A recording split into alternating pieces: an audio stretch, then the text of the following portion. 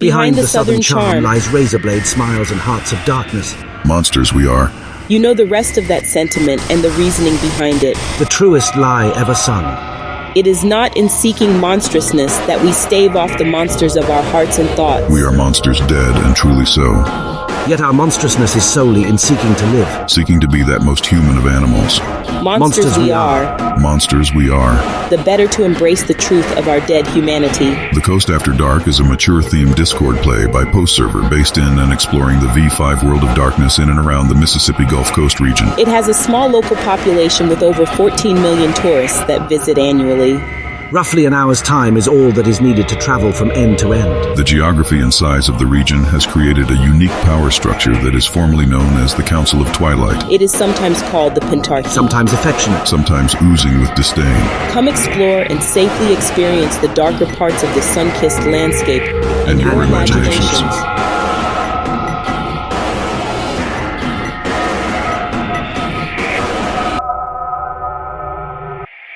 Thank you all for being here. Thank you all for taking the time. And most importantly, just simply thank you.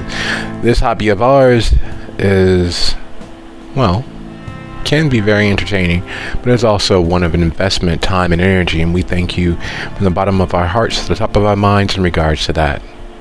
I am Nobody, your storyteller, the narrator of this particular episode, and your number one fan. This is, without a shadow of a doubt, Rage Across the Secret Coast, one shot in multiple parts. And now we just wait for the other players to arrive. Thank you. What's going on, folks? How we doing? Cheval and Sherry. This is tonight Kale Osofe Aiga. Sherry will be Rora.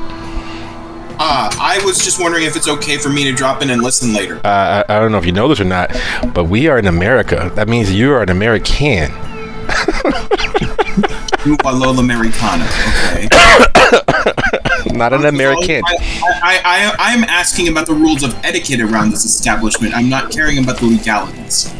Oh, that's all that counts is the legality. If you can get away with it. But yeah, no, that's perfectly fine. I'm okay with it. I'm always okay with it. All right, I was just wanting to make absolutely certain 'tis all. I will probably hop on later then. I'm interested to hear how the lupines enjoy life in Mississippi.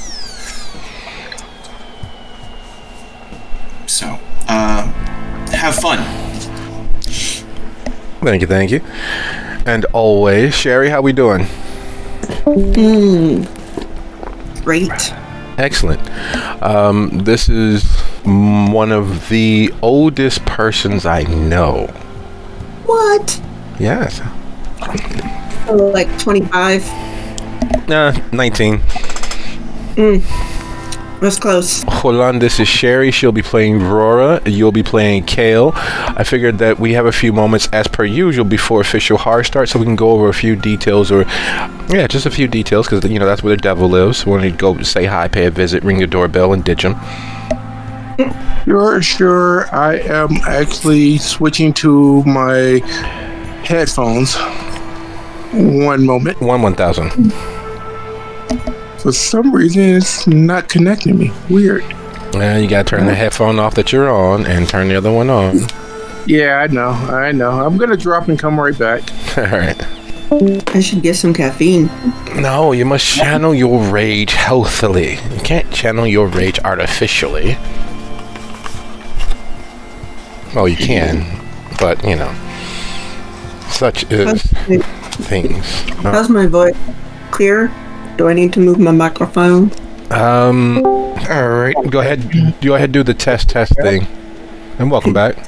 Test 1, 2, 3. Okay. So long as Discord is not being a butthead, you're perfectly fine. Hold on, your turn. Now. Try it again. Discord interrupted you. Testing. Everything looks green on my side. Yep. There we go.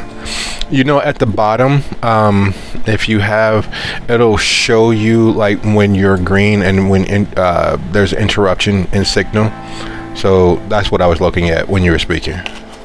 Yeah, no, Doesn't show anything, just a green circle around my square, so it looks good. That means you're getting activity. And we know how you like that. Oh my. Connectivity, activity. It's always good. So we're just waiting for one other. I don't know if you guys have bothered to take a look at the Miro, but yeah, I try to be quick with it as quickly as I can to get as much visual, easily identifiable information up as possible. I didn't see where the Miro would be. Aha. All right. So no, I didn't. All right. So zooming out to the farthest eastern portion of the Miro, when you go all the way to 1%, New York barely fits on, but New York is the furthest, and it's in the middle. Going further to the left, i.e. to the west, right between New York and Bethany is Rage Across the Secret Coast if you go down, south.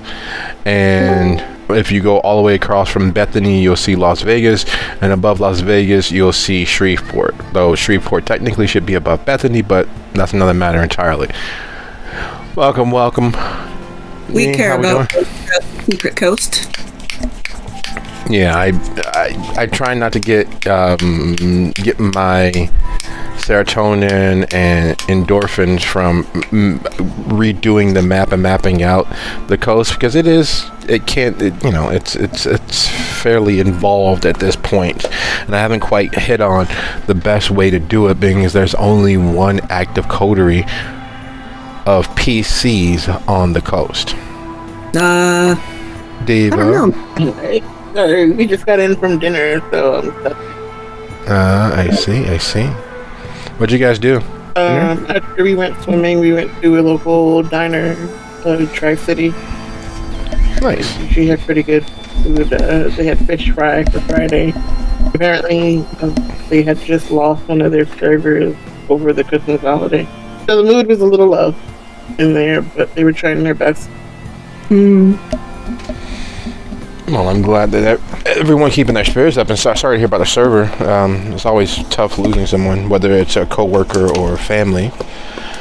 I'm doubtful that we will have Quill. I don't see his little green light anywhere, so he's probably still stuck with his construction activities.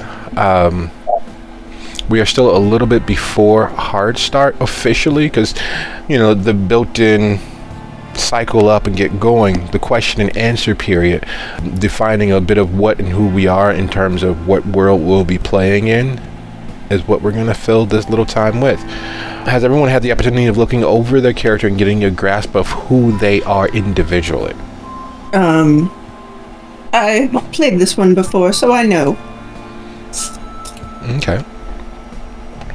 Oh, that's a plus. I skimmed, but I don't really have a feel for the character just yet. Okay, so what do you know about the character? Well, let's see. Just download him. Where'd he go? Give me a second.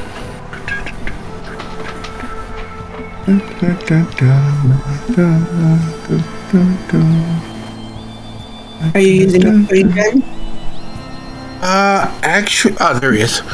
Alright, so a couple things, but I'm not really sure because, unfortunately, I don't have access to Werewolf, the book, so I'm gonna have to skim through that as we go. A lot of their talents didn't make a whole lot of sense to me either, like, I don't know what these are, but I'll just skim them as we go. Everything looks okay, but I don't understand what the patron Gurgling, what the Black Fury's tribe is. And I was going to ask you, which is what I was just going to do before everyone came on, is this as widely different from version 1 than version 5? Did it grow and evolve? It is a completely different system with a lose connection to what has gone before. So before moving on to Lil, we will address Kale. Kale Osofe Aiga is a Black Fury of the Philodox Auspix. That's the moon that his first change happened under. Really simply looking at just those two facets of the character, he would be a justice-seeking judge of sorts, the arbiter of and the pursuer of what was actually right. Like, there's a difference between legal, ethical, moral, and just personally self-righteous, and that's where the tribe as a whole operates, in that wheelhouse between being a Black Fury and a Philodox. Those are the things that would be overarchingly, based on his own viewpoint, most important. In regards to patron, each tribe has a patron spirit that embodies and grants certain benefits and penalties as well. If you notice, there should be somewhere on this sheet where you should be able to see favor and bans. The favor, of course, being the benefit and the boon, and the ban being the negative aspect that comes with that, the natural cost of existing as he is.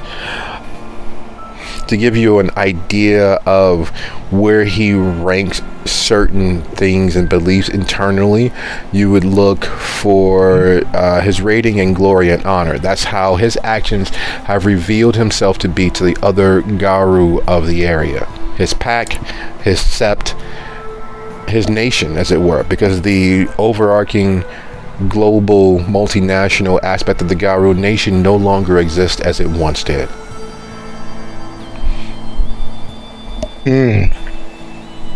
That's not good. That's great overall, because at the end of the day, it's all about survival. A lot of what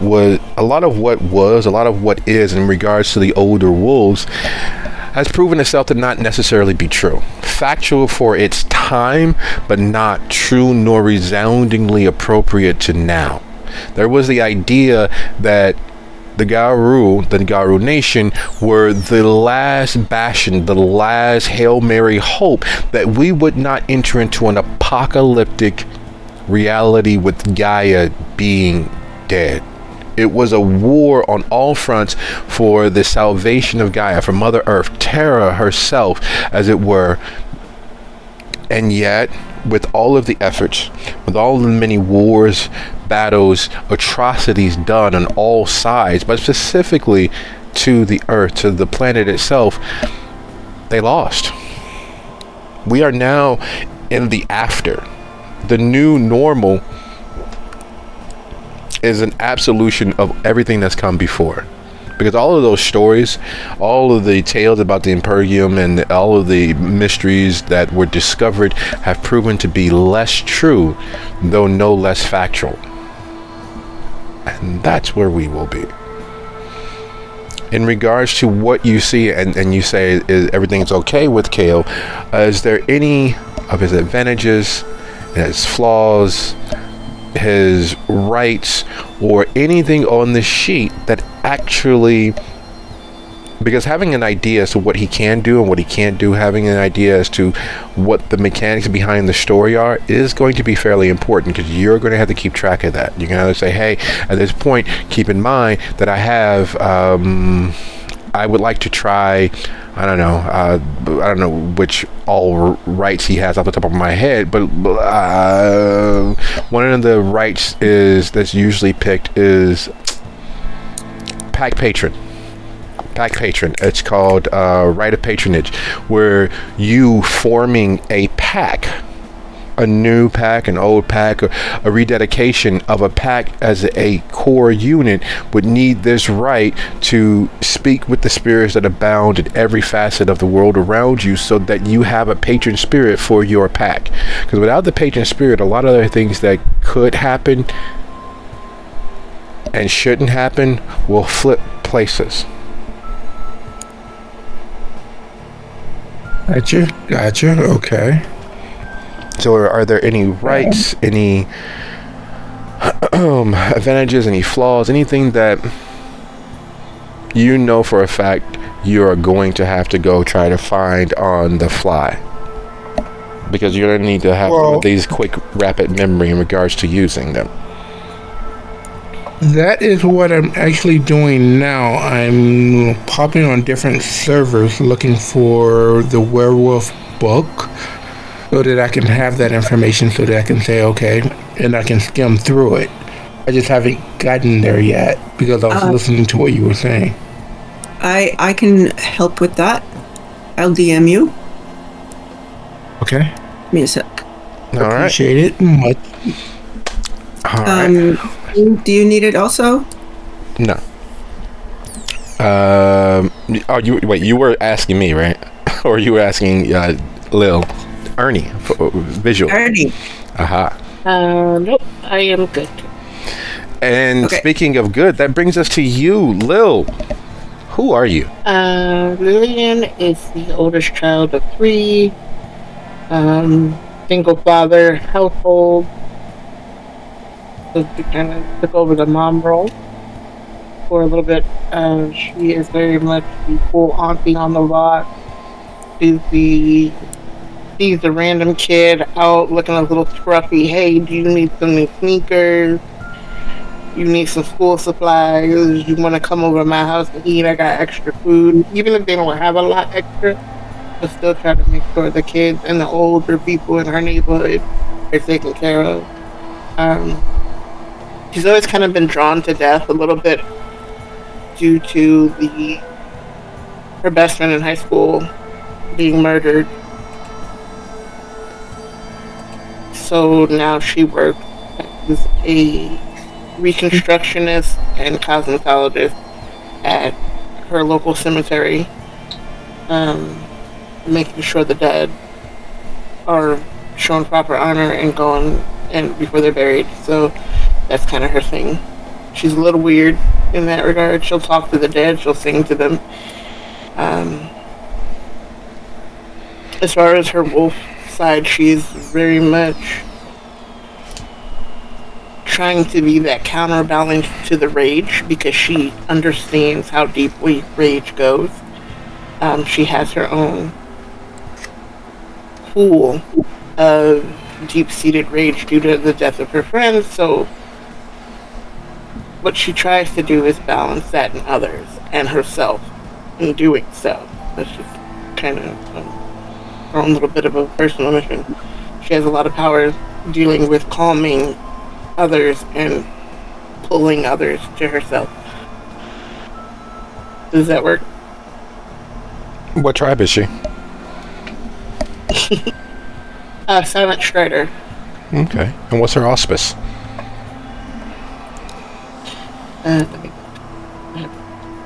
Auspice is... Where would that be? Should be on the top. Like the top middle of the sheet, probably. Depending on which sheet you've got. Oh, Gautier. So she's a storyteller. And the patron is an owl. Yeah.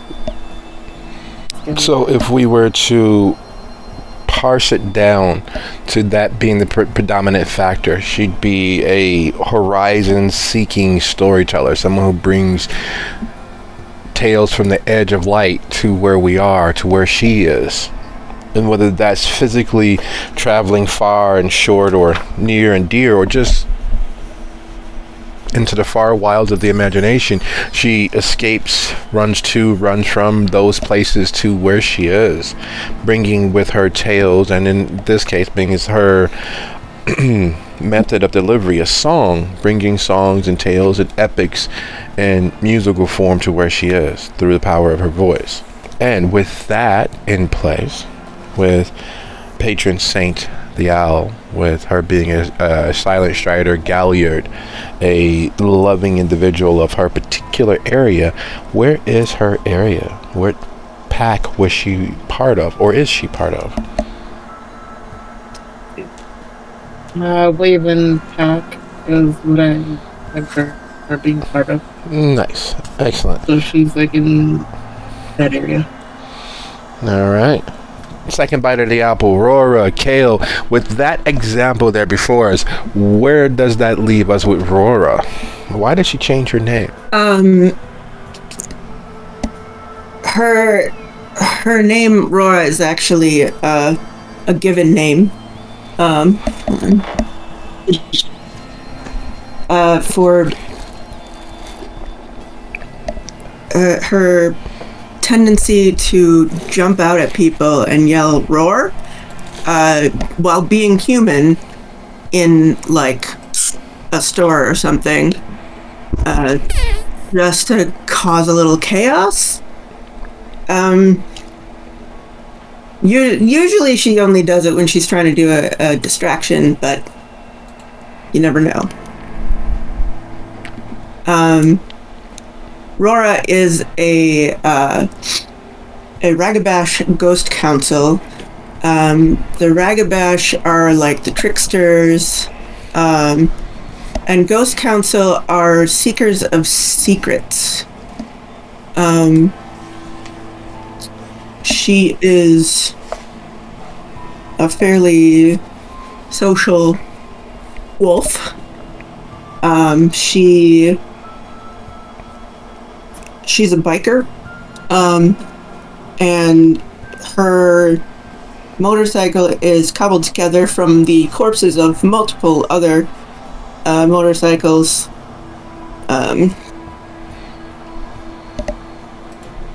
But it runs, and that's enough. May not be the prettiest, but it goes fast. She has a companion animal with that's the host to a spirit. It's the animal is, what did I say? It's a pigeon.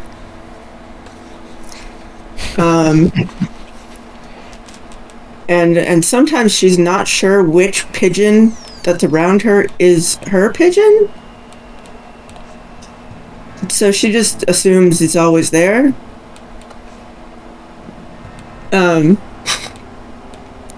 But yeah, she has a spirit pact with the pigeon's spirit.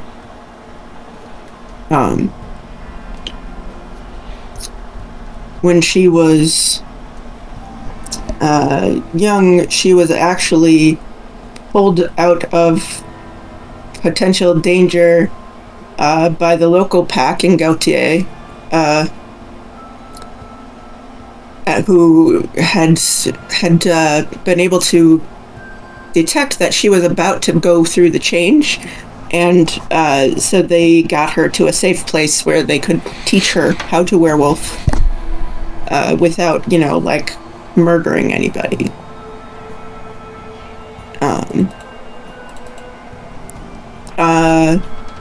Also, she's addicted to meth. As one is. As you do. Mm-hmm. As far as things, well, we don't know each other yet, right? We're going to do that in a second, but yeah, that's to ameliorate and mediate the I don't know you, I don't know why I'm here, all of that. That is a standard start for me, because I really don't like playing the unnecessary problematic aspect of I don't know you, I just met you. That's not nearly as fun as the dynamic of people who know each other and are able to tell each other off when need be. There's no discomfort in telling someone you know, hey, you're being an asshole, could you please stop? Whereas if you say that to someone you don't know, it's a fight. Or, you should or you could. Whereas if you tell that to a stranger or someone you just met, it typically is going to end up far less well received. Yep. All right, cool. Well, in that case, you might know that she is, she likes to talk to spirits, and she can open a door to the spirit world.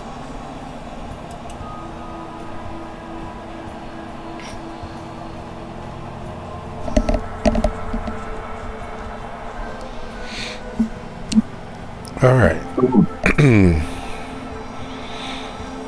First and foremost, as is always the case for me, I'd like to thank you all for being here.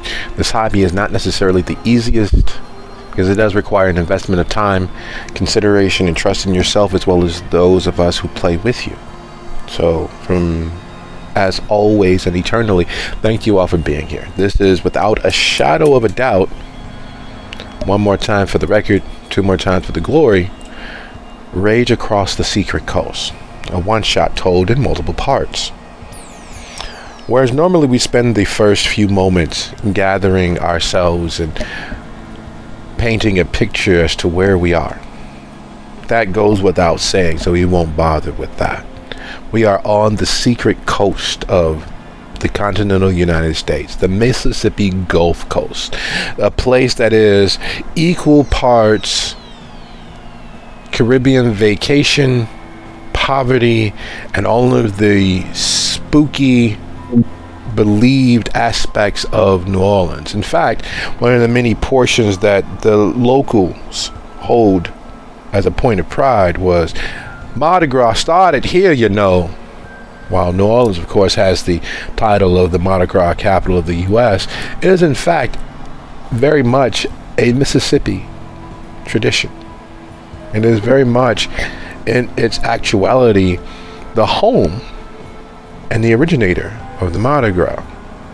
And because of its particular peculiar location inhabiting the entirety of the southern coast of Mississippi, sitting on the Gulf, it is also, for those discount-seeking tourists, the best place to reside. From the all too easily accessible private resorts and golf clubs and country clubs and all manner of spa treatment that align and adorn the boardwalk and all of the many waterways, it is also a place where gambling is all but legal.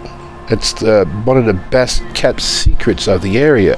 It's a little bit of this, a lot of bit of that, all swirled and conflated into one spicy red mud melange. So it gets the best of many worlds and the worst of all the ones that actually are here.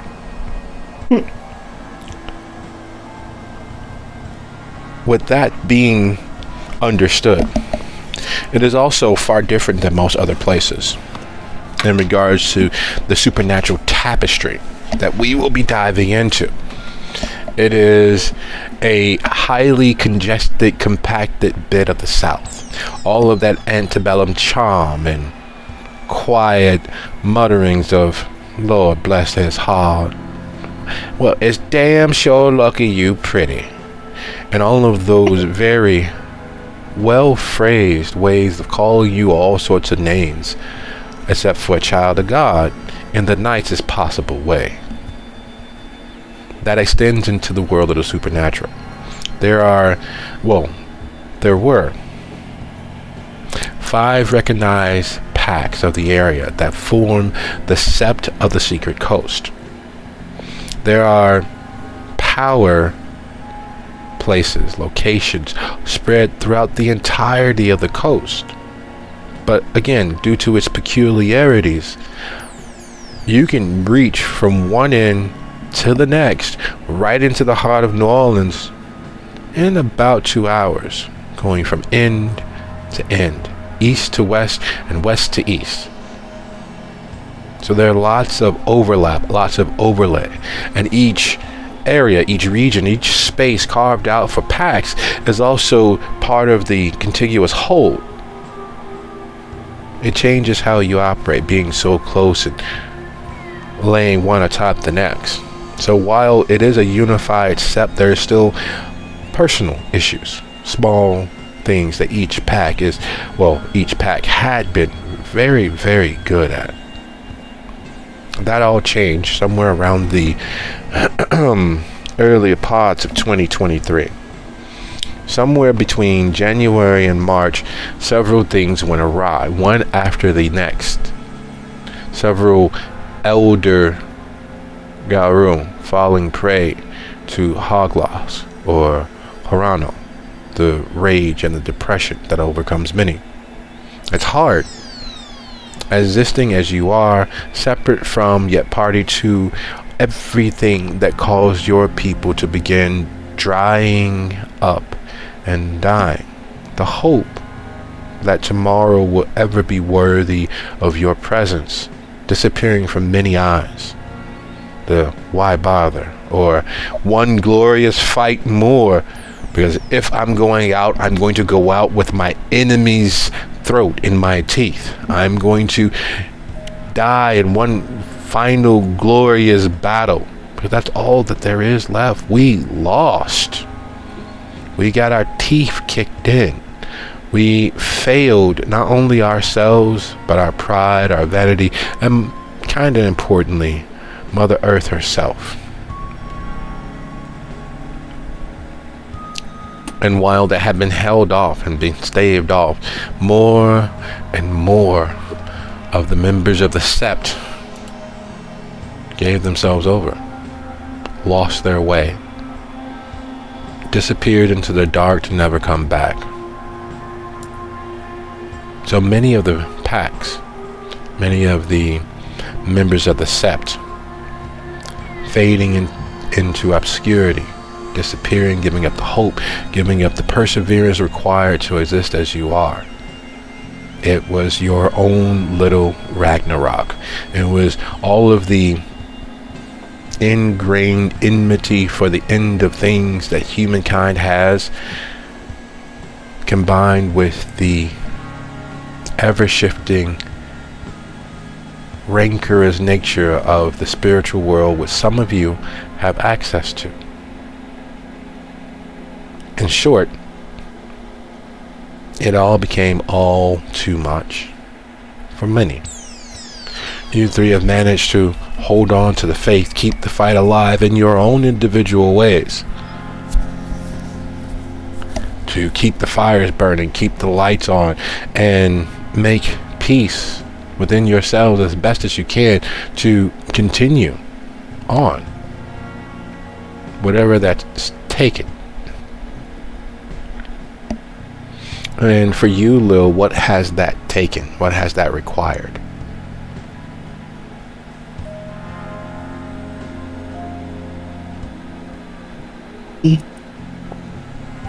For Lil, her mission to care for her community and see people off in the best way. Make sure that nobody goes unremembered, whether they were somebody's granny or somebody's child, is important to her, and she's put her, that's what's keeping her together. Going to work and making sure that people are properly remembered so that they can be properly remembered. So, and not forgetting. And Kale? Yeah.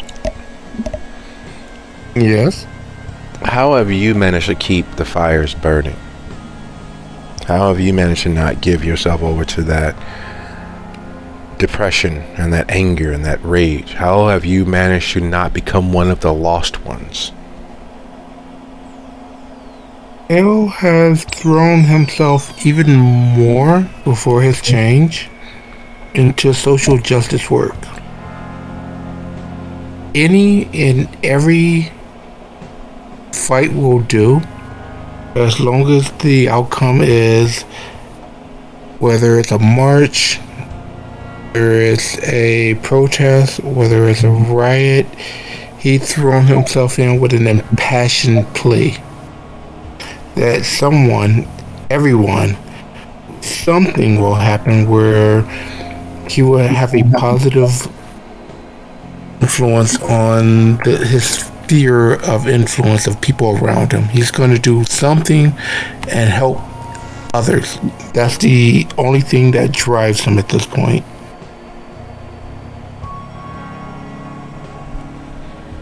And lastly but not leastly, Aurora, what has kept your fires burning? What's kept the lights on from allowing you to disappear like the others? Aurora knows that sometimes all it takes for someone to make it through the day is a smile, a laugh, acknowledgement that they still exist. And she sees it as her duty and her calling to help people find that moment for themselves and to be that for those who need it.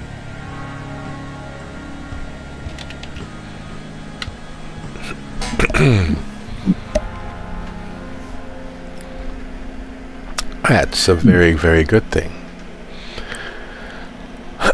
So in their own ways, each of them have managed to take part in the few moots and things called and pour themselves into their work, pour themselves into their driving raison d'etre for continuing on.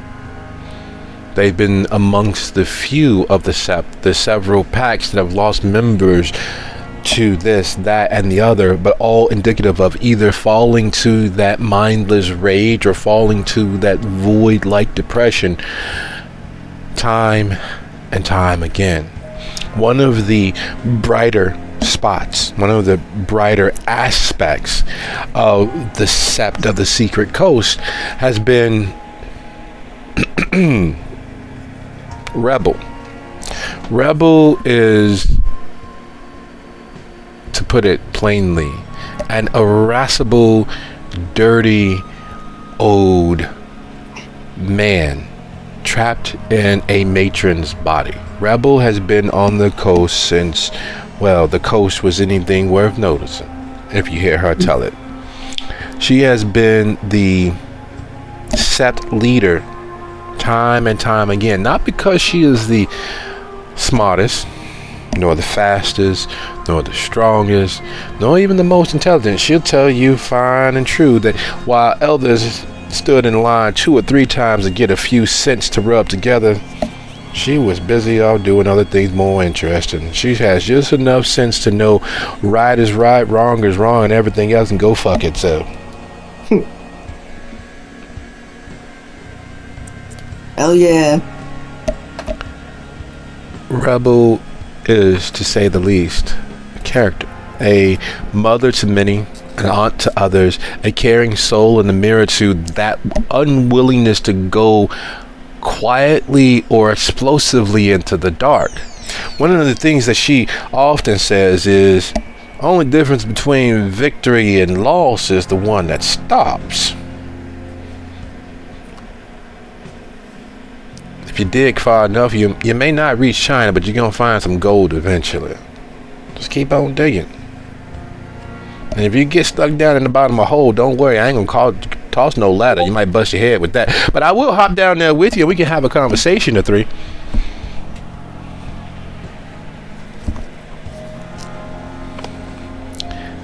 In short, her faithful hope, her indefatigable spirit is the reason why on several times she has become and been the Sept Leader during war, during feast, during famine.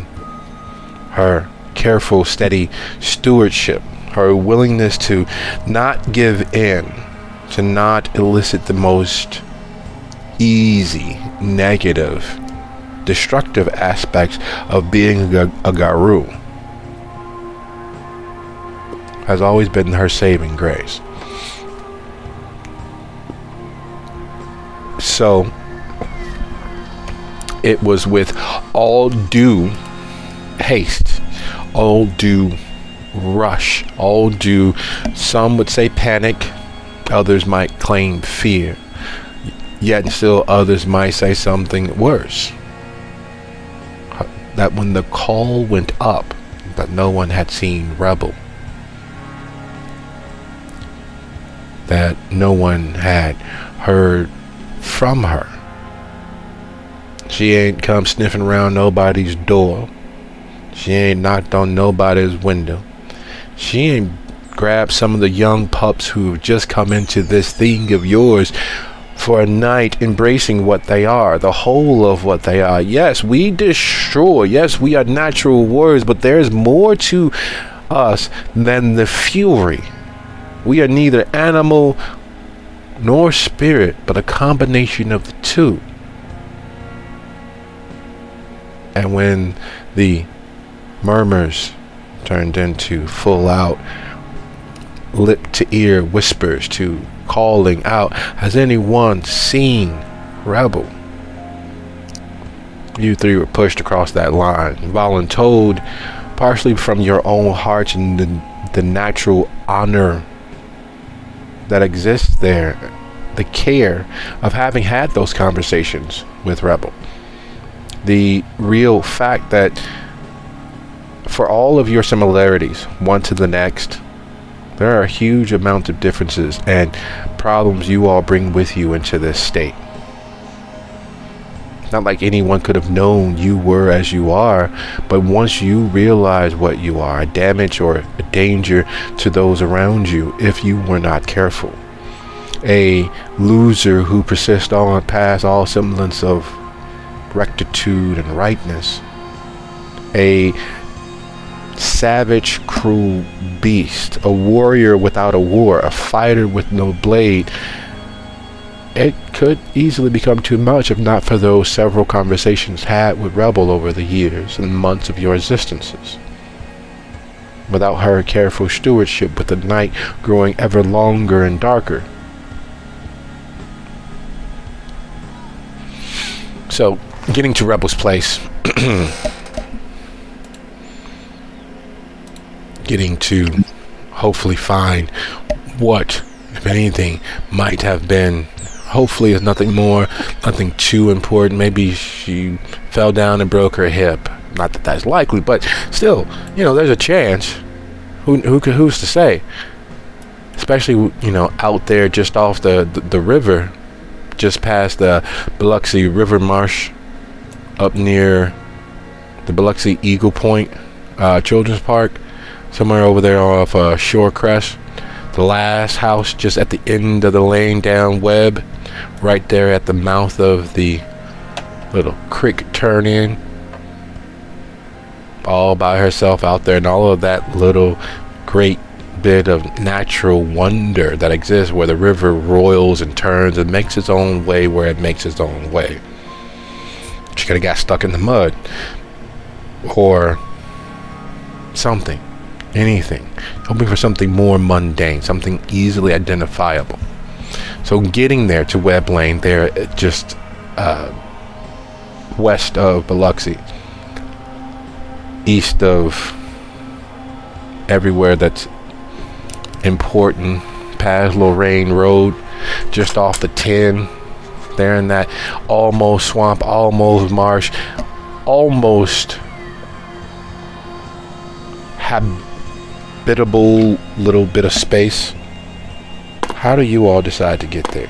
To go knock up Rebel, to see if there's anything to see, to hear what if there's anything to hear, to make sure that your Sept Leader, your welcome wagon, your rock from many, many instances is still amongst us?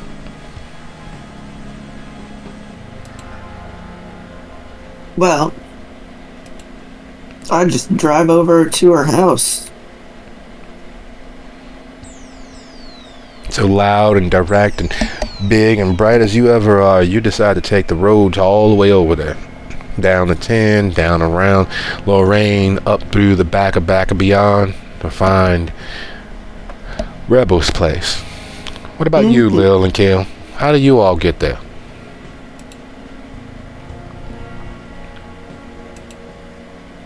Well, how far exactly is it from where I'm at currently? Well, what do you normally associate? What do you hang out? Where's your pack from?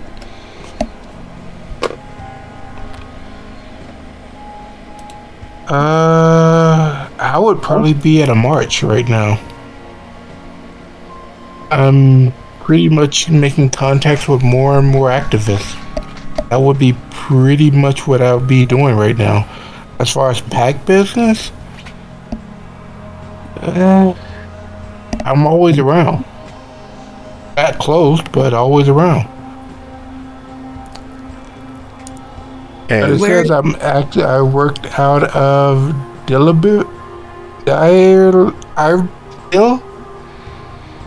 now, boy, you sound like you a carpetbagger. Now, why don't you just go ahead and say that you from D'Iberville, you from the back of beyond, out there where trouble will always find you if you're not paying attention. Now, come on. So, how far would I have to get to her? Because I really don't have any other way to get there besides either, catching grass or catching a plane, catching a train. You could run. That is a possibility. That's kind of what I was thinking. That is a possibility. The center of D'Iberville, right there between St. Martin and across the bayou from the Beau Rivage, is not that entirely far from where Rebel exists out there in the wilds just past Lorraine. Now, the thing is, down the 10, of course, requires, a vehicular locomotion. And if you were to go south and take the 90 across, it's still a little bit out your way, but easy to do. So, KO doesn't own a vehicle. He wants to keep his carbon footprint low. So you're in D'Iberville? Mm-hmm. That's not far from where I am. If we know each other already, I could have given you a ride. That would be awesome. I will take a ride. Excellent. Sweet. So hopping on the back of the Ghost of Bikes Pass, because that's literally what it is. Being a being of two worlds, that is in fact the Garou. You're a person, a being of the flesh, and a living soul all combined into one. There is no doubt in your mind that you are literally on borrowed time. Every time you get near Aurora's bike, it is literally a rat bike, but unlike most rat bikes, which are cobbled together from bits of this, new this, old that, put together with no branding of whatsoever, Johnny Cash has a song called One Piece at a Time. And the vehicle he describes is a four-wheeled version of what Aurora's bike is. And it's not just pieces from this, that, and the other. It's pieces from bikes that no longer exist, either in aftermarket or ever having actually been manufactured for wide public use. It is a right headlight from this, a central headlight from that, a left headlight from the other. It is a resurrected monstrosity. It is as loud as, a lion in heat. It is, strangely enough, as strong as a hungry tiger and as fast as need to be always. So you all ride. As long as she can get us there without dying, I'm fairly okay with it. You're a werewolf. You'll survive. I've only exploited her 3 times. Survived everyone. You're a much stronger one than I am. I recommend riding in Glabro form. You can regenerate then.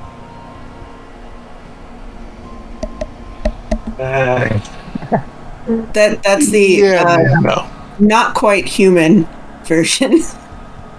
Yeah, maybe if it was at night, maybe, but yeah, no. I mean, you put a helmet on, nobody can tell. I do it all the time. And speaking of doing it all the time, Lil, word spread and the call to arms has reached your ear and reverberated through to the other side. How are you getting to Rebels? Lil is getting in her lifted 4-wheel drive vehicle and taking the highway now at expeditious pace. Okay. you are by far the farthest away, being in Waveland. You gotta cut north to the 10, or you could just take the 90 down and around to the 49, then up to the 10 and over. But either way, with with Aurora swinging from Gautier through D'Iberville to pick up Kale, they are the first to arrive on scene, with you a few moments behind. You miss the opportunity of hearing the rage-filled roar of Aurora's bike as they ease to a stop, and you also get an opportunity to miss its sputtering cough, cursing for having traveled as far as it has in one fell swoop. You get to miss the bike literally using profanity in addressing them as they dismount. Actually, can my spirit pact be my my motorcycle? Can it literally be inhabited by a spirit that talks to me? We can work on that. Yes.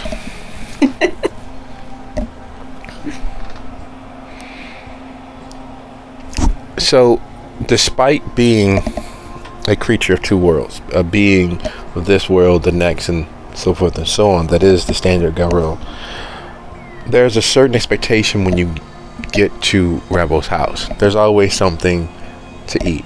There's always something to drink. There's always camaraderie and fellowship. There's always a warmth of life about the space. Most of the neighborhood, young adults and children, believe that she's the witch, that she's the crazy old lady, but in a fun and Halloween way. Not something like Voldemort or one of those evil sorcerers who would eat children or anything like that, but the gently cackling with candy and sweets and well-meant pinches of cheeks, and the camaraderie of it, the liveliness of that fun aspect is what most people have seen of her. Most people know of her. Yet, as you all pull down the lane, moving towards the end of it, the last space of habitable modern humanity, heading towards Rebel's place, it wouldn't be fair. It wouldn't be unfair for you all to feel the weight and presence of darkness. The area is absence of that light and that warmth and that feeling of a home waiting for those who need it.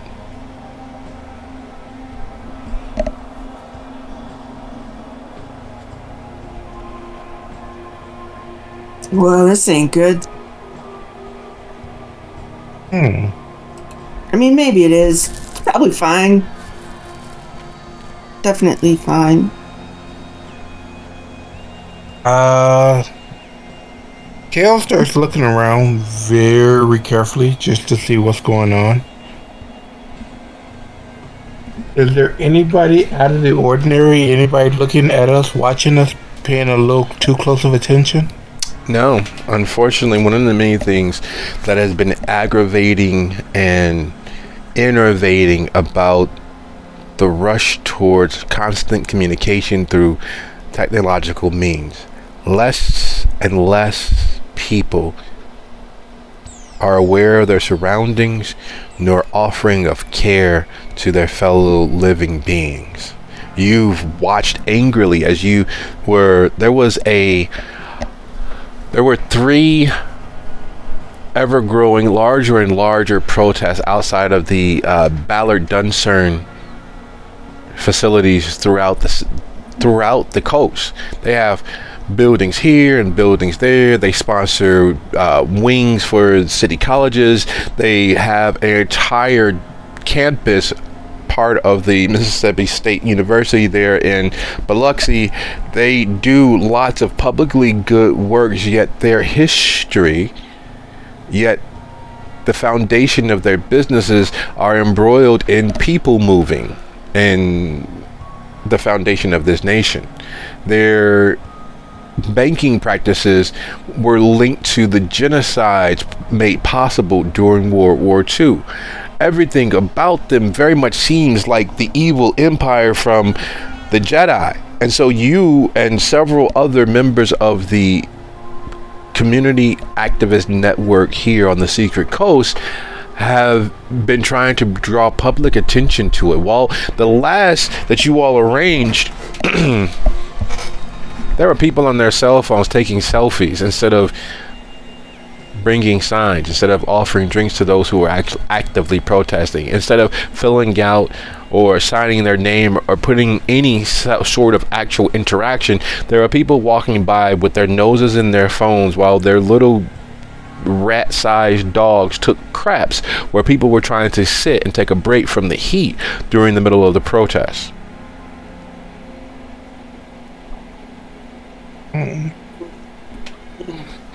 So is this is that area? Gotcha. This is that world. Less and less awareness of what's going on around you. Less and less care. Less and less actual connection to what's directly around you, touchably close. And more awareness and care for things happening hundreds, thousands, entire half planets away.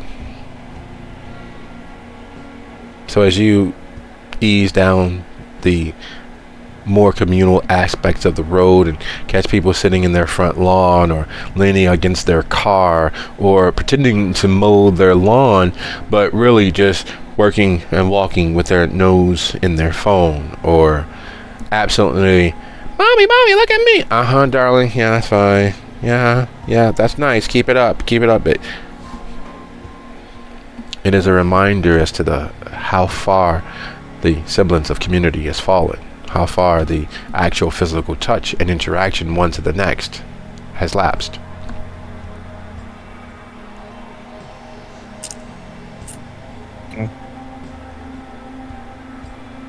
Y'all ever think about getting one of those phones? Yeah, no. Last thing I need to do is have one of those. And as you all get to Rebels, as you finally come to a stop and the bike does what the bike does, you all disembark and stand there looking at her place. The absence of heat, the absence of warmth, the absence of something cooking is very, very bothersome. And as you all are deciding on what's the best course of action going forward, Lil, you come to a stop not far from the bike, but careful not to actually drive on Rebel's lawn. Your view and your vistas that have met your gaze on the way here have been much the same. The realization that there's less and less connection one person to the next, less and less flesh and blood, less and less actual warmth. And unlike several dozen scores of times with you visiting Rebel's place, the drive here seemed colder, cooler, darker.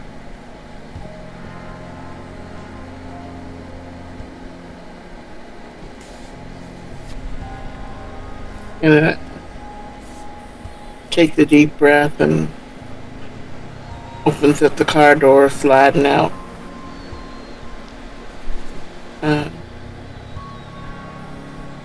And immediately starts kind of just rubbing her arms a little bit.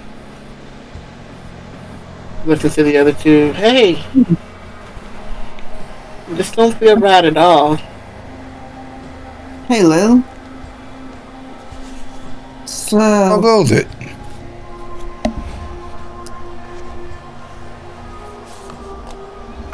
you haven't heard from Wait here.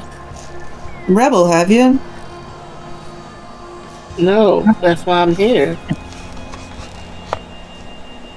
Same. I promise she would have come out by now. Yeah, she would have, wouldn't she? Should have been standing on the porch for a few moments before you all arrived, watching you all. Don't walk in my grass. Y'all know that's real expensive. It's that good old-fashioned Mississippi devil grass. Refuse to grow anywhere except for you don't want it to. You all can imagine her now, even though she's not there, and the space on her porch seems far colder. Even from this distance, there's just that hackles-raising chill, despite it being well in the low 70s. There's a goose flesh growing on places of your skin. The hairs as if you've just had a chill.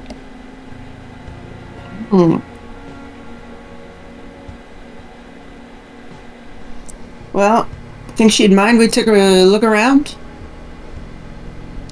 I think we should. I think we really should, just to be on the safe side. Yeah, I'm gonna go knock, just in case. Maybe she's asleep. I don't think Rebel sleeps. That's not really her thing. Well, I'm not even around yet. it's a lot of stuff ain't right now, so, maybe she's sleeping. That'd be the best, right? Just, Definitely. I'm gonna check the back just to make sure that there's anything out of place. You guys, keep an ear out for me. I'll scream. I'll holler if I run into something. alright. And I go up and knock. Well, you do whatever you do. So, in moments of stress, one of the many things that people always say, it happened so fast, or it seemed as if the world slowed to a crawl and I could watch as the fist just came at me and it felt as if I was frozen in amber. I couldn't move. It's always the betrayal of the senses, and the reason for that is because even as things are moving extraordinarily quickly and the adrenaline is pumping, your eyes, your senses take in all the details that is moving just outside of your ability to truly grasp, and it's filling it in as you're moving, as the adrenaline is causing the world to go shaky and tilt slightly red or blue, or it varies the colors that people attach to certain moments. But as your brain and your mind taking in hundreds of thousands of details that you will never accurately remember, it's being decoded and downloaded as it's happening. So it causes things to seem as if they're moving in super speed. It causes things to feel as if they are moving super slow. One of the most reliable things is that there's no such thing as a reliable witness. And so as you all approach the house, the well-kept cottage at the end of the lane, the last bit of humanity that abuts the wild, that is in fact Rebel's place. Kale swinging wide and moving around the building, and I'm taking it that Lil and Roar are walking towards the front door. Lil, are you with me? Or are you going around the back or something else? No, I'm going to the front door. So, with that in mind, with that dread ratcheting up, because as you all near and grow closer to the front door, you realize that the front door is not a door at all. It is in fact ajar. Ooh. And as Kale, as you break the edge of the house, you see that the basement window, the place where in your darkest moments, when the rage was bubbling over and about to lash out at those who didn't deserve it, Rebel stole you away and held you and stayed with you through your long dark night of the rage, literally causing you to become temporarily something that you knew you couldn't be, because you would have been the inflictor of the wrongs instead of the avenger of them. You would have been the many horrible ideas and gossip and rumors as to what your image is perceived as. You would have been the truth behind all of the evil that is hurled on those who look like you, sound like you, talk like you, or even remotely stand in line as an ally with you. She took you there to that basement. And the thing being, you weren't the first, nor were you the last to spend a long dark night of the soul in that basement with Rebel, with her singing and talking, remind you of this, insisting you have a little bit of tea that wasn't that sweet garbage that everybody else drank. Rebel is neat and orderly. For all of the purposefully crafted, wild, witchy woman idea that most people have of her, she is extraordinarily immaculate when it comes to the keeping of her house. And even in a space where you and your wolf got a chance to rage and roil and piss and spit venom and vinegar, everything that was broken was being fixed as it was broken. She'd get up and move this. She'd get up and offer you that. You can break those jars over there, but these is for later. They got my peaches in them. And so that fastidiousness would not allow a broken window, especially one that was designed to be soundproof and you can't see through it from the outside, even with the light on. A broken window means nothing. But in that dark night of the soul, she explained repeatedly and told you why that's important. It's like someone who forgets to sweep the corners of their house. That lets you know that there's an untidy mind in there. And that's how the devil gets you. He hides in those untidy spaces. It sits there waiting for you to not pay attention to it because you don't notice the buildup of cobwebs and the bugs and the dust. Something untidy leaves room for the mess that is happening in your emotions to lash out at the world around you. A broken window would never be tolerated. A broken anything would never be tolerated. Neither would an unlocked open door. While it was true that against any werewolf or anyone who's actually moderately healthy, the piss poor locks that she has on her doors wouldn't keep anyone out. However, as she always reminded everybody, locks only keep out the honest, and I'd like to know who's who from the get-go.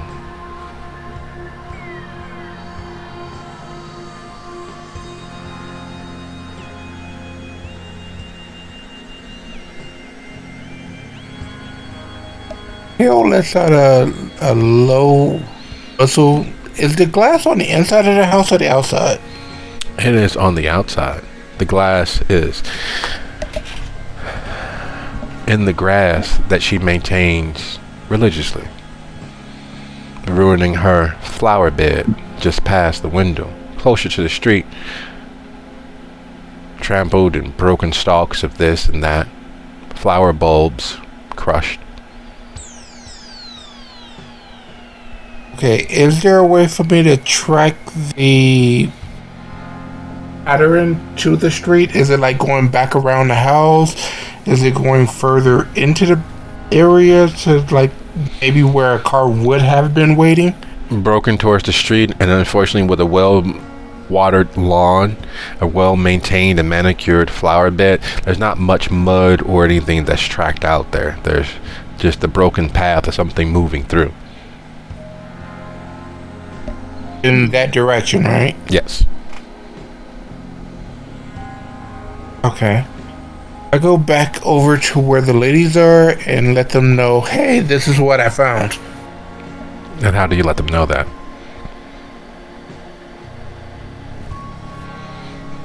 And do you run? Do you quickly try to catch up to them? Because you knew that they were moving towards the front door. So do you crawl through the window? How?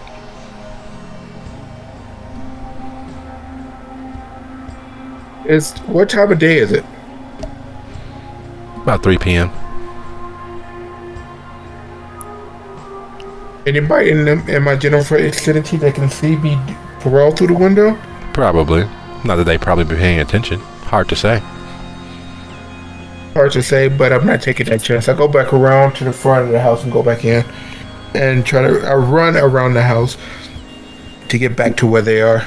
Okay, so you take off running. Oh my god, oh my god, oh my god, oh my god. And while you were moving around the side of the house, you all approach the front door. And as per your memory of Rebel, that lock is cheap as shit. It wouldn't keep out anybody. It wouldn't keep out a 5-year-old who was determined to get in. However, as she always told you, locks keep out honest people. And she want to know who's who from the very beginning of things. Her door is no longer a door. It is, in fact, very much ajar.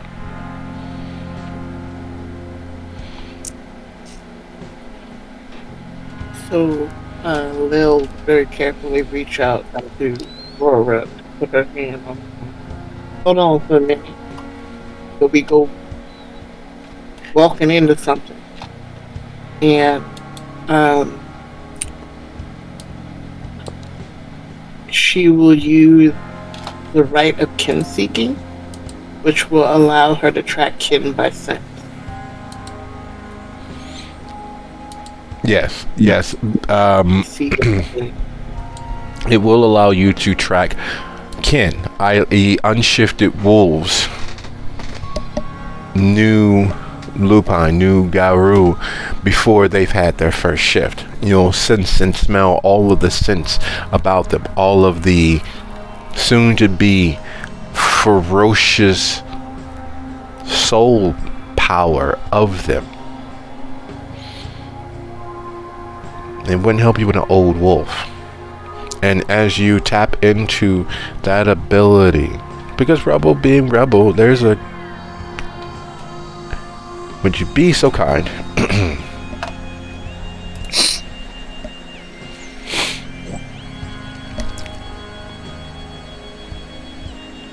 As to roll your wisdom plus investigation for me, please. If you want to use the bot, you can type /W, and then put in the number of dice. And how many rage do we have by default? Are we starting with 2? Yes. Then you can put that in when it asks for rage.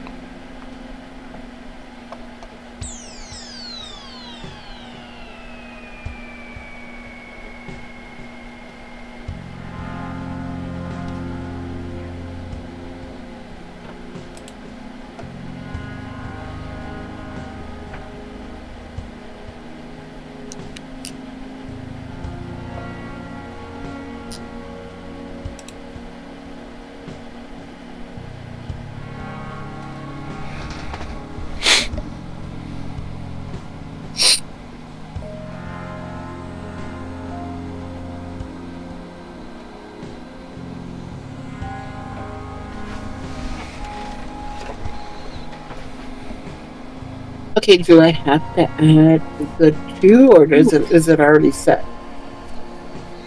What do you mean adds 2? The 2 rage, or is it already... So you type /W space roll. It'll ask you for the pool, which is the number of dice that you want to roll. And then, so you add up your whatever the 2 attributes he called for. I don't remember. Wisdom and investigation. Yeah, so add that up, and then, are you on desktop or mobile? Computer-wise. If you're on desktop, there's like a little thing that pops up that says +6 more. If you click on that, you can choose rage.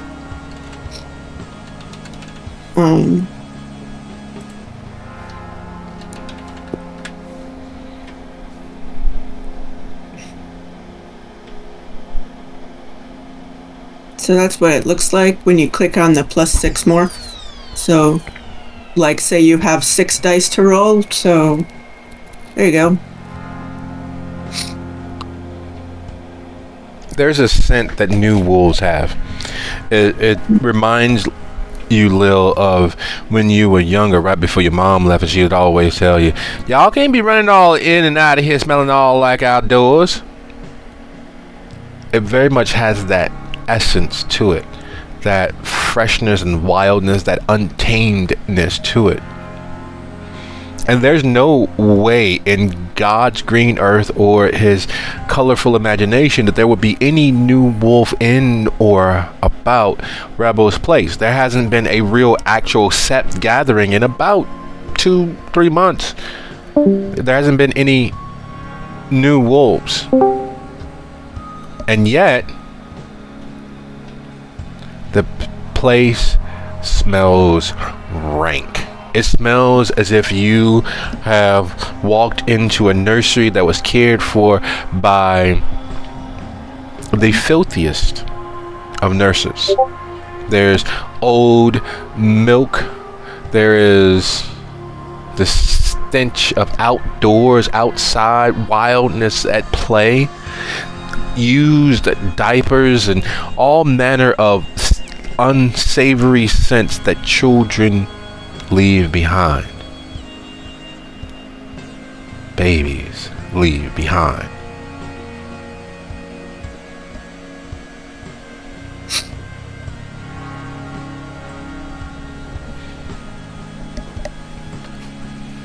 Lil knows it's like her face wrenches and she looks at Aurora. So, Ugh. The funk?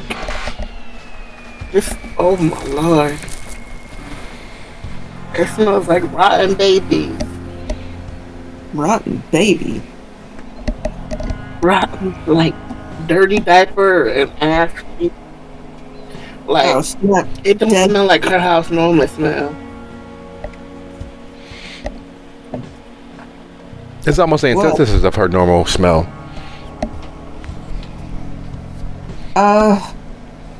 Fuck it. And I just like go in. And I yell, Rebel! Rebel, you in here! And therein lies the immediate dilemma. You push open the door and take a step across the threshold, and you feel as if you've rolled in the waste of human society. You've been in flop houses. You don't talk too much about it, but you've been in shooting galleries that have felt cleaner. And not clean because there's dirt and blood and what are other viscera from humankind spread across the walls. But looking at the place, it looks as if someone held a rave here. There's broken furniture, broken plates, there's kicked in walls. Chad has had a meeting with other several different Kyles all in one place. It looks as if the wildest, most deliberately vagrant and vandalizing teenagers from across the multiverse have held a kegger in this space. What the actual fuck? You weren't kidding about the smell. Ugh. Rebel. I just plow or attempt to plow forward and ignore the stench. Thank God the door was open. There is graffiti on the walls, various phrases and half-spelled words and broken floorboards, and then you hear the sound of footfalls running across hard-packed earth and grass towards you. From outside? Yes. I turn. Is there a window I can look out of? Yeah, she has two lovely front-facing windows that she keeps the curtains drawn on when she's sitting the spell. Standing in the doorway in the wreck and ruin is Kale and Lil, who didn't state they crossed the threshold. Yeah, what's on inside? She is horrified and looking at Kel, and then to she would have never let this go down. She would have never let her house get like this. Something happened. Somebody either took her or done something to her, but she would have never. Damn right she wouldn't. Ugh. No wolf would let their house smell like this.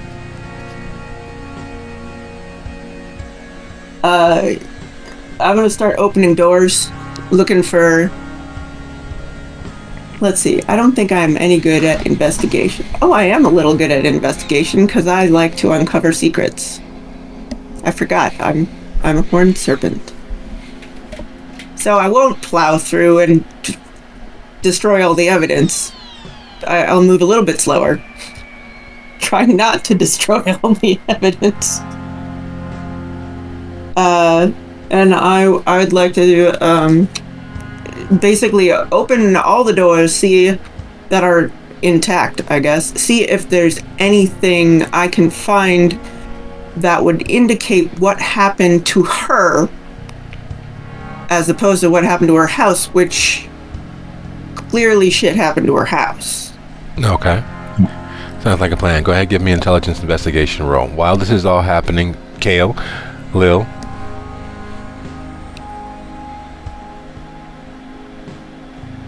Since Lil is the only one there, I will start telling her, hey, someone broke the back window glass out. They kicked it out, so that means that chances are leaving through the back window.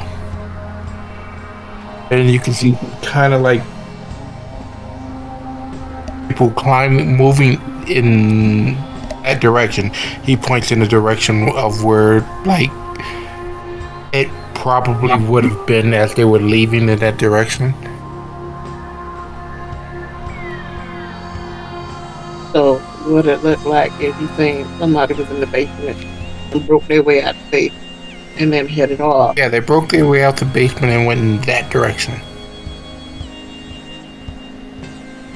But why would somebody sneak out of the basement? Obviously, if she motions to the living room. Unless maybe she ran into the basement, escaped that way. You've all... Yeah, but what would make a full-grown gyro sneak out?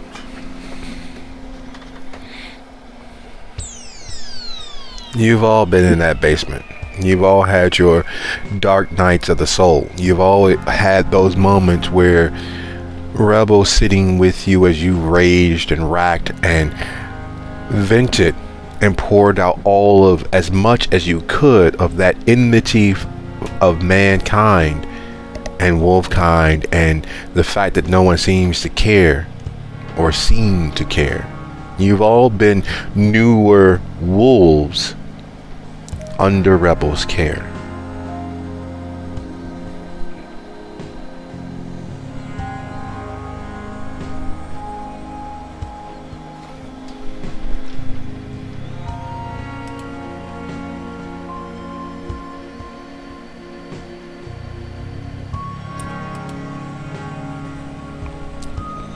I think that it feels like maybe she let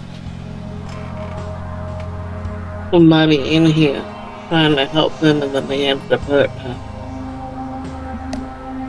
I don't know if I'm jumping to conclusion. It smells like newborn.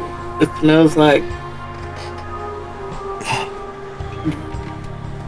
Could be the worst thing possible. We've all been down there. the little ones, they don't know what they're doing yet. Don't know how to control it. But, can't imagine Rebel not being able to handle a pup. And therein lies the problem.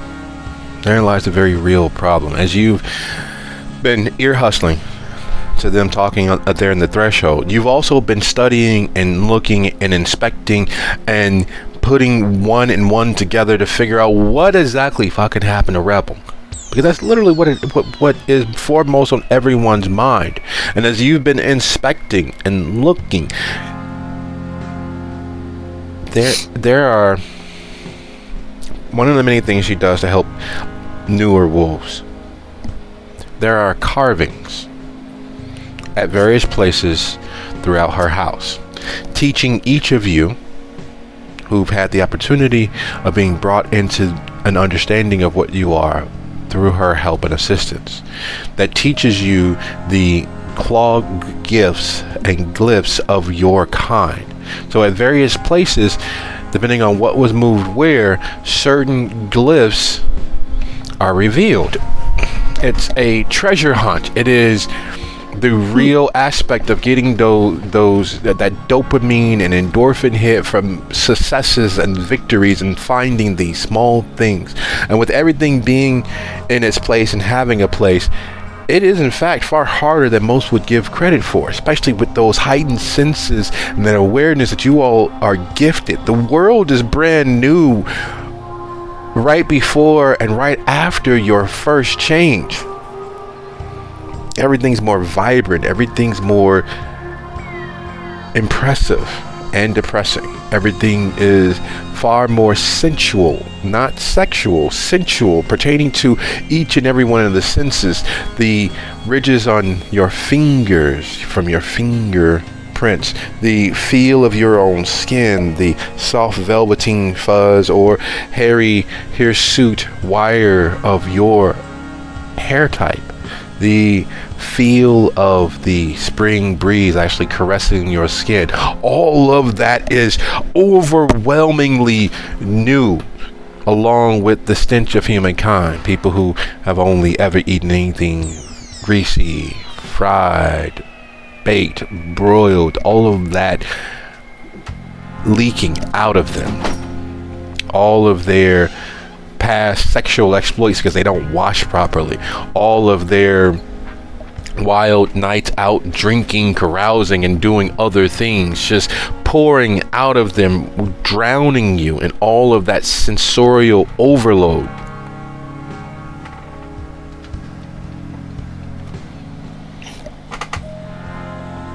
And then you get accustomed to it, partially because of the help that Rebel and those other seekers amongst the Sept have done, with Rebel being the primary source, the primary fount for which that outpouring of understanding and willing to teach and help and be there with you every gruesome heartbeat along the way until you're able to stand, run, and fight on your own. And then you're looking through the house. There's also the fact that there would be easily discernible messages you could put together. And for all of her homespun wisdom, there was a brilliant mind at play, always thinking, always analyzing, always figuring out the best way to do a thing that would cause the least amount of pain to who and what you were doing it to. Just moving the first 3 gift turns from wolves welcome to no wolves welcome. Just a moving of a picture changes it from Sept, Pack, Cairn to the antithesis of that. And all of those things, all of those places have been moved, as if there was time enough for whatever happened for a few messages to be left behind. Of course, quite a few of them been ruined by the spray paint over certain portions of the wall. Some jackass who spray painted traitor and misspelled it, Triator, U, capital U, O, which is supposed to be O, you can tell, but it comes out as OW, O-W, missing the E. Us. And there it is again. As if someone just couldn't get past the idea of whoever they were being fairly important, because there's us again. And then us. And then just. There's a clear-cut easily discernible message that was clearly left by Rebel, and then someone else who sought to vandalize and leave behind a message that makes no sense without being blinded by pain, rage, destruction.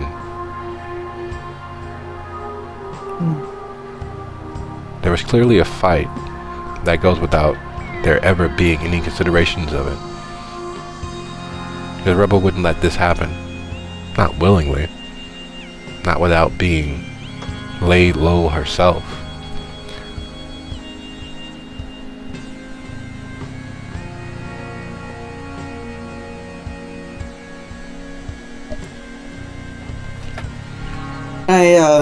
I point out the message from Rebel.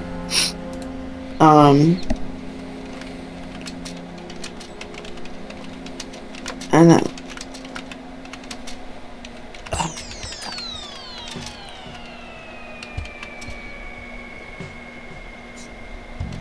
y'all know some people who don't spell? Well, that just means that they're young and stupid. That's all that means. Or old and stupid. Yeah, but what's not said is almost as important as what's said. Looking at the message that Rebel said that she left, what does her message what can I piece together from her message? Excellent. I thought you'd never ask. Would you be so kind as to either roll your intelligence plus insight or your wits plus occult?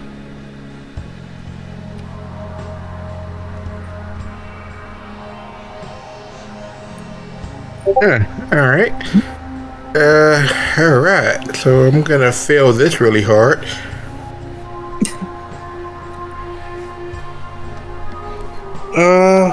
Where's the bot? Hold on.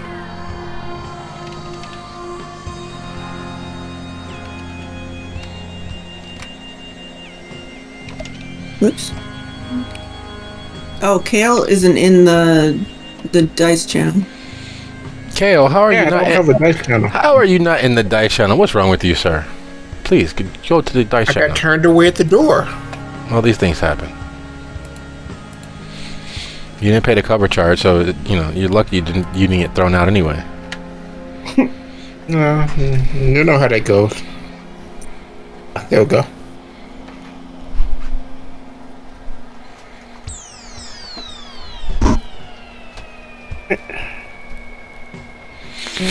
So is it general or rage or right? Or roll? So what do you want to what you want to do is like this. Hold on. So you type /W roll, put the number of dice added up in your pool, in that pool section, and then click on +6 more, and then click on rage and put 2 in rage.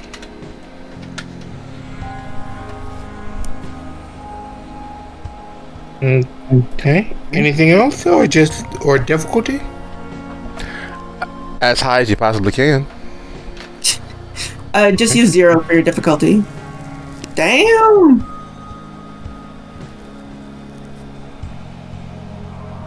And while Kale begins to nose around and poke at a few things, Lil, as Aurora is relating what she's found and what she's discovering, and Kale begins to nose around, what is it that you might be doing, if anything?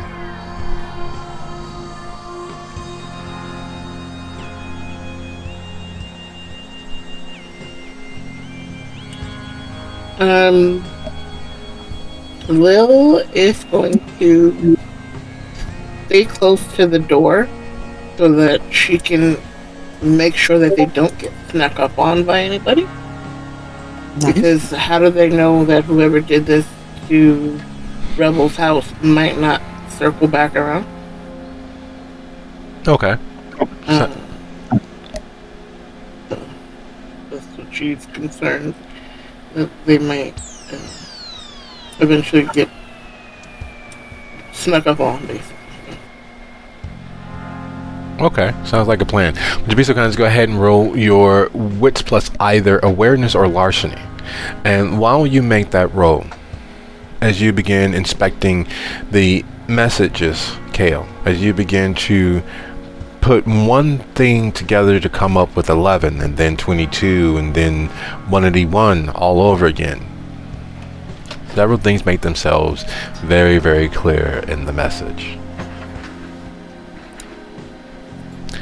Ragnarok.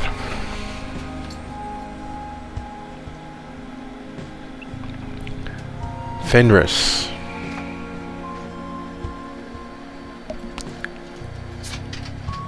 Oh, shit. The depletion of the cairn. And lastly, but most pressingly, protect the cairn at all costs. It is a fundamental aspect of being part of the Sept of the Secret Coast, and yet there's very few things outside of egregious corporate harm that would ever be a real threat to a cairn. A cairn is the welling up of the natural energies of this world and the next, combining and conflating, joining and melding into one doorway, one access point, one wellspring for all of the everyday magic of the world. Things grow, things live, they die, of course, that's part of the natural cycle, but the more access, the larger the cairn, the healthier the entire ecosphere, both physically and spiritually, the area will have. There are very few things that can actively, truly assault a cairn. Destroying the entire environment around it, which usually takes a minimum of several years, even for the worst corporate offenders. A direct assault from the spirits from across the umbral divide,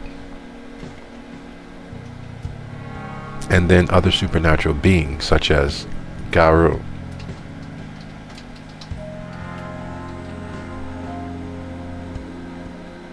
Aurora, do you know where her cairn is?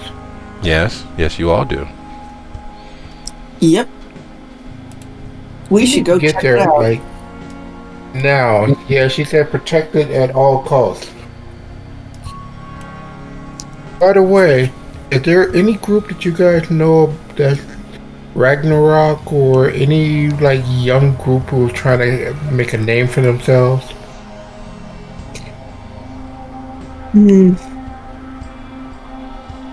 Ragnarok.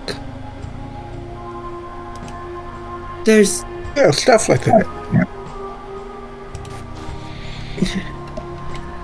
I don't know how much I know in character.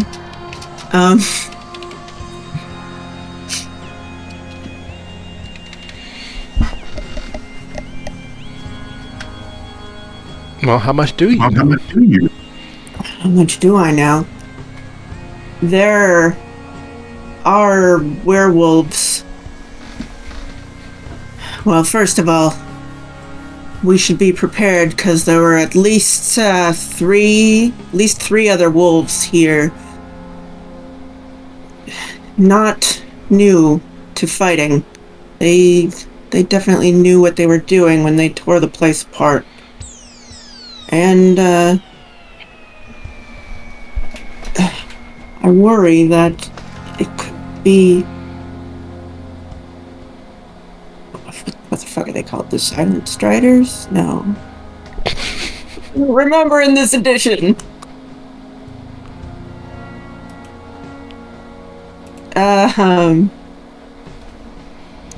There is a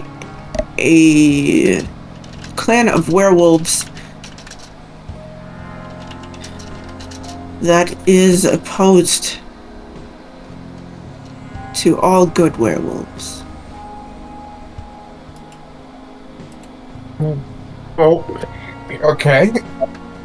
So here's the $30 question. That's the $6 million question. $30 question.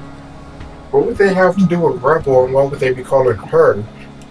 Traitor. He points out to the word traitor and us. And that's spray painted on the wall. What would they have to do with her and that? I don't know. Maybe she raised one of theirs in a way they didn't like? One of them ran away to her? Maybe...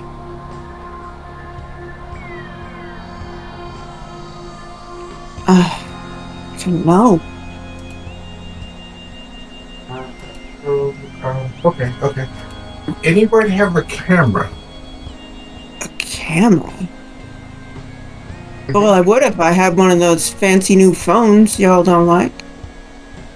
Which I do, actually, have a phone, and I pull it out. Take pictures. It feels like somebody got taken. Yes. At least Rebel got taken. Right. Maybe a pup. Maybe. Well, someone escaped out the basement. Escaped out? Yeah. Well, because he said that the glass was broken out towards the grass. Oh, yeah, I wasn't paying attention. I was looking at stuff. So someone broke out the back window. Let's crack him down. Wait, shit. Is that going in the direction of the cairn? Mm-hmm.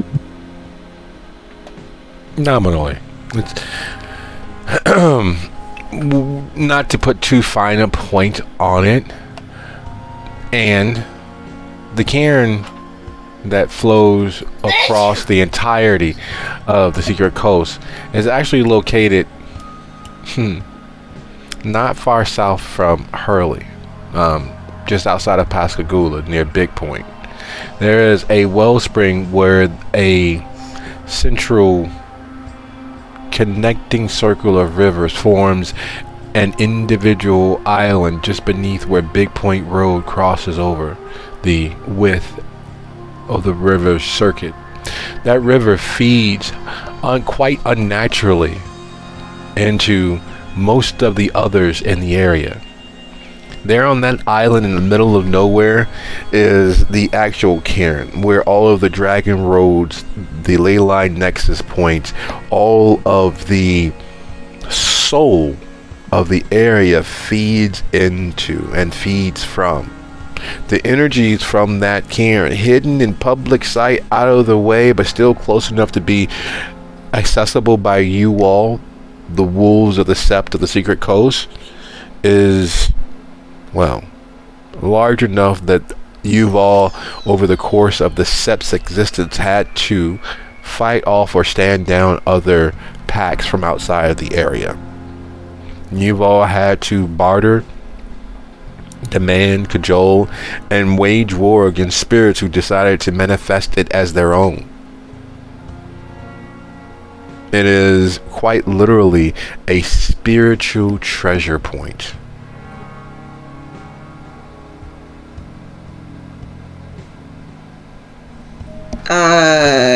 Yo, let's go to the cairn. You want to ride, Lil?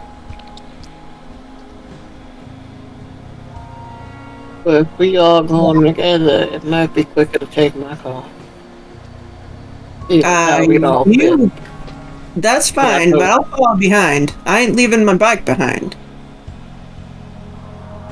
Understandable. I know you don't like what you call them, tin can. I don't care who rides with who. I will meet you there. You guys can go together. Someone can ride with me.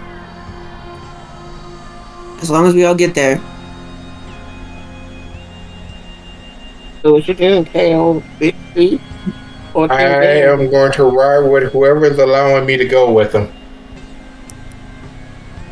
You might want to out of character. You would probably prefer the car because it's probably safer. Unless you're up for another wild ride, which, in character, I am offering you.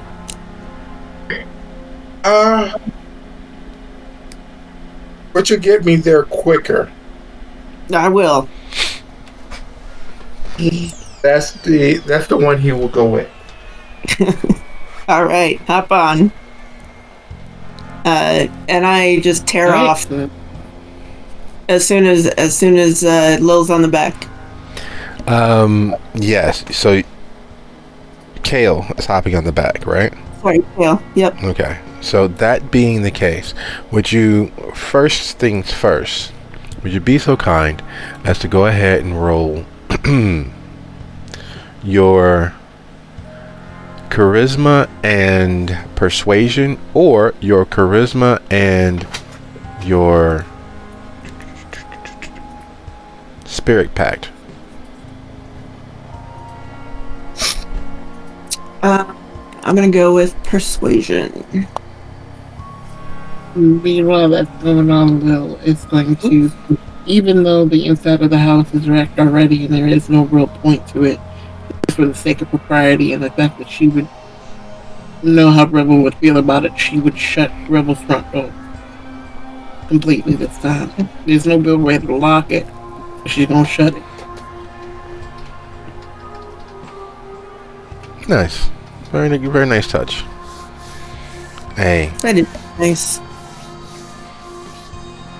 A consideration for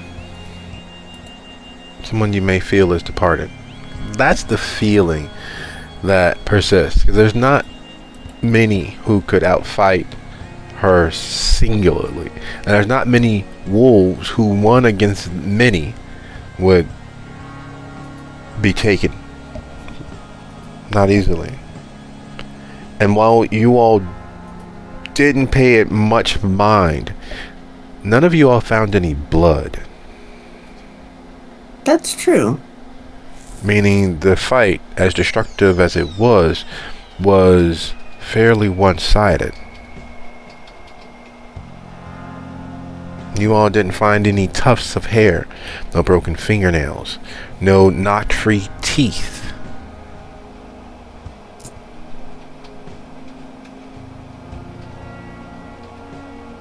So it was over very quickly. Someone she knew. Yes. Well, the door was kicked. It was open. It wasn't kicked in. So she invited them in, and things went left. Very left. Destruction. Does the destruction look like it was part of a fight or part of trashing the place because she's a traitor? Both, unfortunately. Which also lends itself towards a certain perception on how the fight went. If you had time to add injury to insult of a victory that quickly, the chances of... And there was a chance for her to send us a message. Well, she invited them in, realized it was going to go bad, left a message, and then it all happened. What was that message again? Protect the Karen at all cost, and she mentioned Ragnarok, and she mentioned something else. Did she? It's very similar to Ragnarok. Did somebody else say traitor? Someone else said traitor. Okay. So she knew these people, potentially. No. She knew them. Wolf, let them in because it didn't happen. Wait, Ragnarok Wolf, Fenris. Okay. That aren't a thing anymore, though. And your bike... Well, it's not a thing now. And your bike literally refuses to start. You kick it. You start it as per usual, and it refuses to so much as gasp. Turn the ignition off, turn the ignition back on, you power everything back up as you were supposed to do, and it refuses so much as to even give you the very scary click, click, click, click, click of the starter not igniting. It refuses to do anything. Much like a willful cat that's been saddled by small goblins, it has a mind of its own. Much like an angry raccoon, it refuses to do anything that it doesn't want to do. And it's feeling a little underappreciated right now. Look, I love you. We're trying to protect the cairn. Can we go, please? Or, where do you want to go? I'll let you give directions. Come on, buddy. Because you cobbled it together from various parts, you have a sensor screen, and you see a flashing light for exhaust.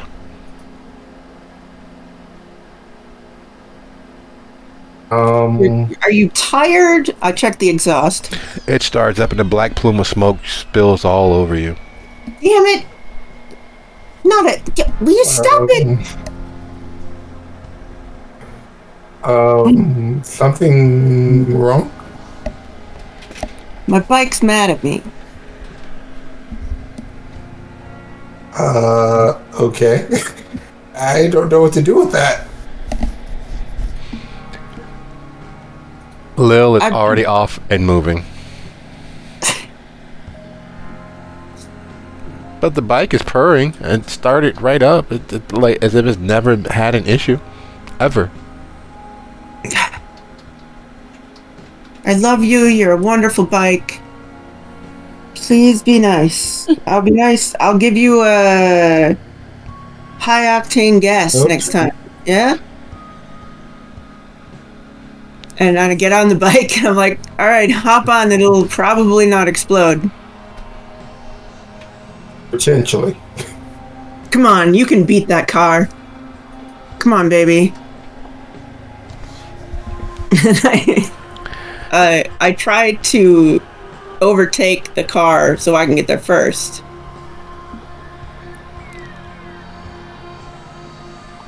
Are you doing the speed limit or attempting? Fuck speed limit. Lil.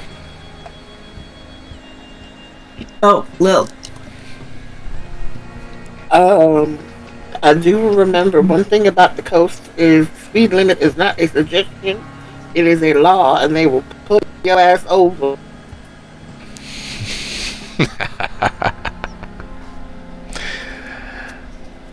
That's a little bit of meta knowledge, but we will say that Lil has been around long enough to know what to know.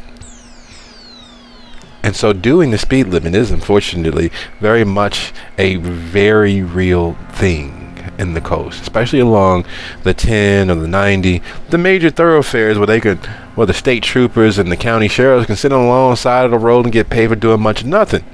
Because if they have to work in all this heat, they damn sure gonna make sure y'all pay for it. Assholes.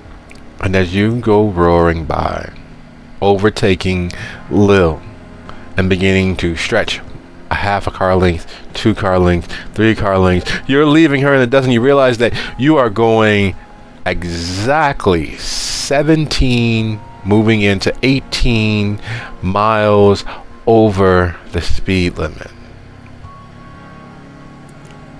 What is it, 20 where they can take your license? 3. As if they have a license. 3.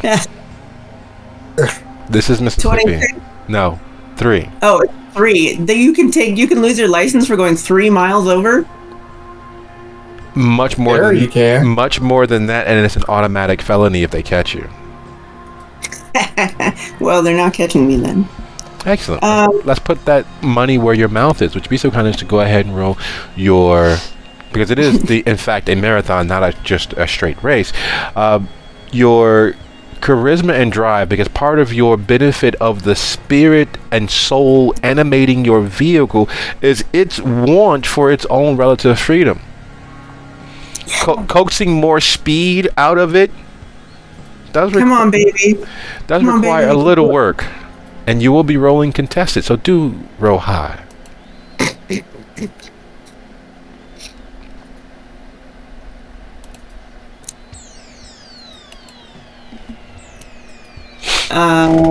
Charisma plus persuasion? Charisma plus drive. Oh, plus drive. I have no drive. And that explains everything about her. No drive. Because my bike knows how to drive. I don't need to drive. I got 2. Excellent. That is a very, very good record.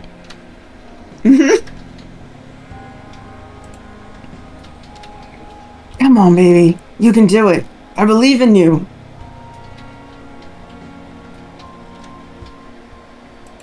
Does the bike believe?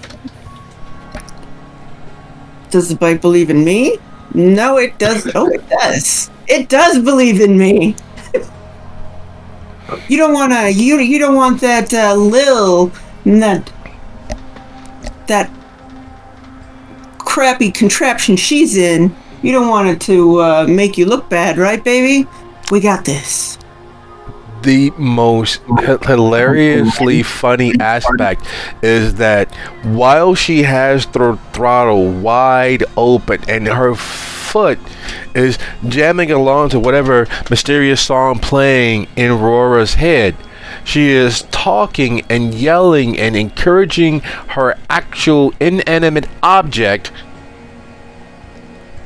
doing 80 miles an hour down 10. So when you all see the blip of red and white as the county sheriff pulls out behind you, just between you and Lil, you are sure, Kale, you've seen how this movie ends. You've seen you two splattered across the expressway. You remember watching Bonnie and Clyde, thinking that if you had to go out, you know, a blaze, a hail of bullets wouldn't be all that bad. You felt a little bad about Sonny Corleone, but it's much the same idea. It is clear fact of what happens next. The sheriff behind you is going to radio ahead to whoever's down the road. They're going to throw out spike trap, and well, that'll be all she wrote. And counting your stars and garters, that you're pretty sure that as long as you don't reach speeds of about 90, you should be able to survive the crash. That is guaranteed to happen. You hands around Rora's waist, holding on so that you're not blown free as she races and hunches down and is still talking at 86, 87, 97 miles per hour to her inanimate object, to her bike. As I hit 90, I briefly let go of the handlebars and double flip off the cops behind me. I'm gonna die. You wanted fast. I wanted life too. You had your option. Lil, you were old enough to catch the tail end of the medium speed chase of O.J. Simpson. This is very much that. You see one car forming up, then another pulls out, and you swear you see or feel Rora and Kale, much like the Millennium Falcon, punch into light speed, into hyperdrive lanes, and take off. Show them what you're made of, baby. I'm gonna die. Show that guy what you're made of. And I point my thumb back over my shoulder at Kale. He doesn't think you can do it. You know you can. I want to. Is there anything I can use as a ramp? From 100. Is there anything nearby that I can use as a ramp? Down 10. Just other cars. Oh, is there like one of those carriers that has? No, other cars will do. Okay. That, however, Would take another drive roll. yes, that is a dexterity drive roll, and if you fail, the effect will be, well, Catastrophic. I guess we can water them down so that they only are catastrophic. Meanwhile, Will was kind of watching this, and I And wonder that-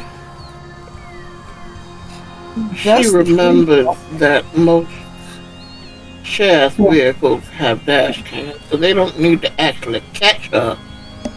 They can catch her later in court. Oh, yeah. You're assuming I have a license plate. It's not like, well, yeah, that's perfectly acceptable. It's not like either one of you guys have any bit of notoriety, infamy, or fame, right? Yeah. Nope. Cool. We're all set. Not yet.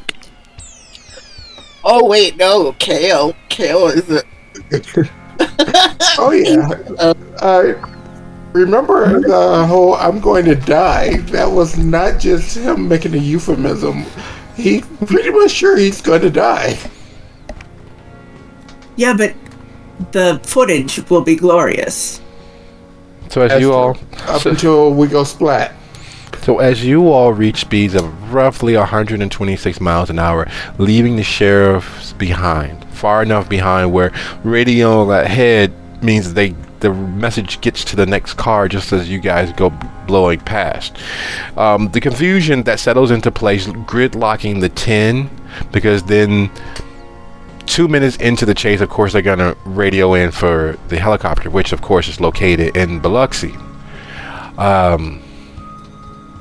Getting out of sight, being as far ahead as you are, isn't all that difficult. Reaching your destination before being surrounded or causing them to converge on you as you are literally getting to the cairn, also not extraordinarily difficult, but that choice as to what the next steps are up to you all as you speed along Highway 10 doing 126 miles an hour. And as you all consider what your next actions are, we take a small brief cutaway to a cherubic, very innocent looking woman sitting inside of a coffee shop somewhere down in Gulfport. She, unlike most of the patrons, didn't bring her phone out of the car and asked them to turn up the news that's on the TV above the barista's head.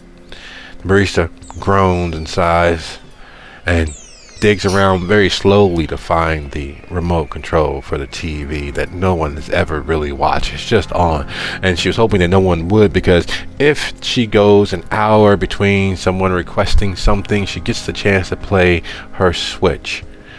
But lo and behold, someone wants to fucking watch TV, so she finds the remote, she applies volume. Yeah, Chuck, this is Sam Little last morning with a Highway 10. The police have followed all reinforcements, and as you see here, oh my god, isn't that that's one of the most renowned TikTok community activists that we have seen. We believe this is Mr. Osuwaga. Yes, Osuwaga, who's there to battle dogs and protests that got out of hand and turned into a riot. We're losing them, hang on.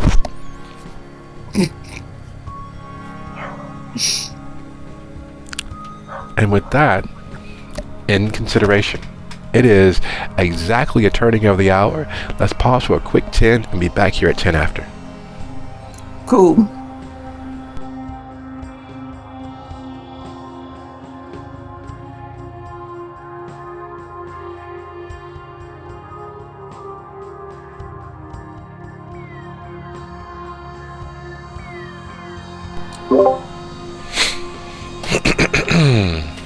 Greetings. How we doing? Everybody back?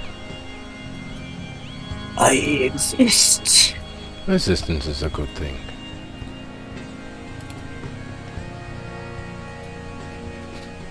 It is a great thing, actually.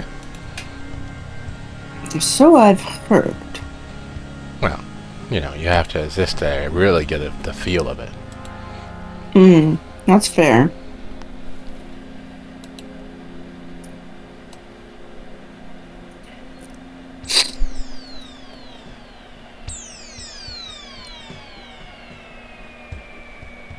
So we're giving everybody an opportunity to get back. Do we have any questions thus far?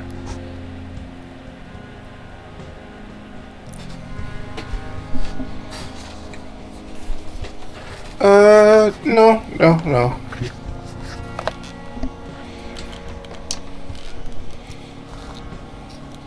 Are you sure? Well, I figured that pretty much he's gonna die in a car crash, so it's kind of pointless to have a question at this point.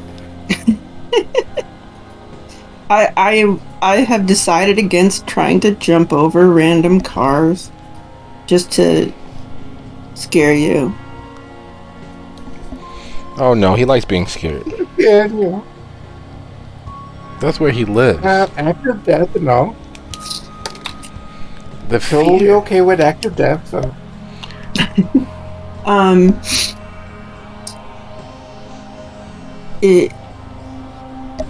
What we just have to do is shift into Krynos before we crash. Get all these extra health levels. It's fine. Oh, yeah. Yeah. About that. It'll be fine. Death is only permanent if you let it, right? That's right. Like maybe you'll wake up as a vampire. You don't know. Oh, that's true. I mean, that would be a living hell for a Gyru, but hey, gotta make the changes sometimes. You sure would. Becoming an agent of the worm after living your whole life to fight the worm, and then you wake up becoming a worm. Or at least an agent of the worm. Well, yeah. I'm trying to remember if vampires. Well, I mean, they're definitely worm tainted. Yeah. Definitively agents of the worm, not quite the worm itself, because that's like a very powerful, almost deity-ish, but definitely an agent. Lil is also back. Welcome back, Lil. How we doing?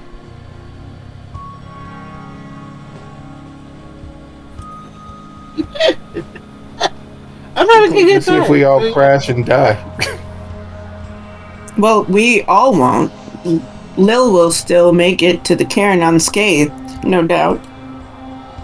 Only to be killed by the guys who are sitting there waiting on it. But yeah, beyond that, she'd be fine.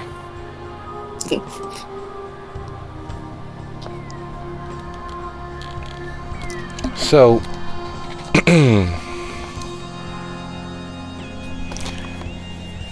when we last stepped away,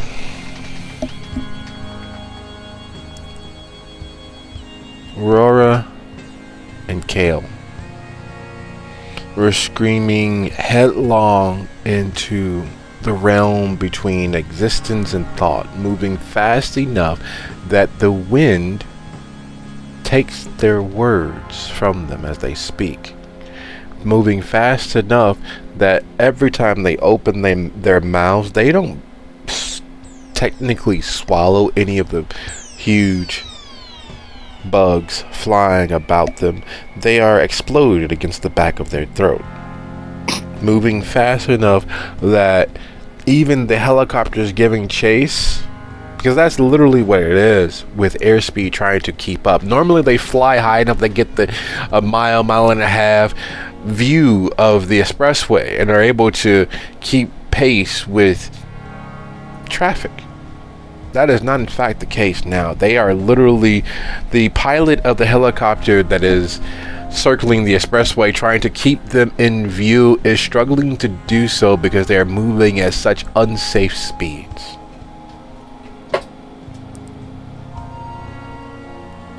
And at the rear of all of the hullabaloo and hubbub raised from the county sheriff's radioing ahead, even them letting off the gas because they're reaching the point where they're not sure what the outcome of them suddenly applying the brake might be. Will the car tear itself apart? Will they go crashing into God knows what? Will the wind itself tear them in half by how quickly they're moving? The real fear of continued existence possesses most of the other drivers on the road, causing snarls here and hiccups there, and truckers who thinking that they can be a hero and moving and veering over into the lane to give Aurora a reason to pause and not continue on, where she instead thinks about touching the brake and swerves just outside of their movement into her path and moves back in front of them. It is. And who tries that also gets a double finger. It is a real life reenactment of attempting to escape the Fury Road. You can hear the Valkyries singing and welcoming you home. You feel the presence of gods having their eyes on you. And at the end, at the back, at the rearmost portion of all of that snarl and chaos, Lil just trucking along in her raised 4x4.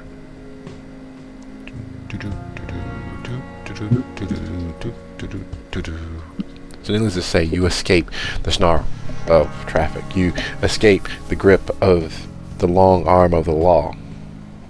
Now the question remains, do you continue and lead them on the merry chase directly toward the cairn? Or do you attempt some other maneuver or maneuvers to lose them or otherwise escape their attention? Well, the thing you should know about Baby is that she has off-road tires.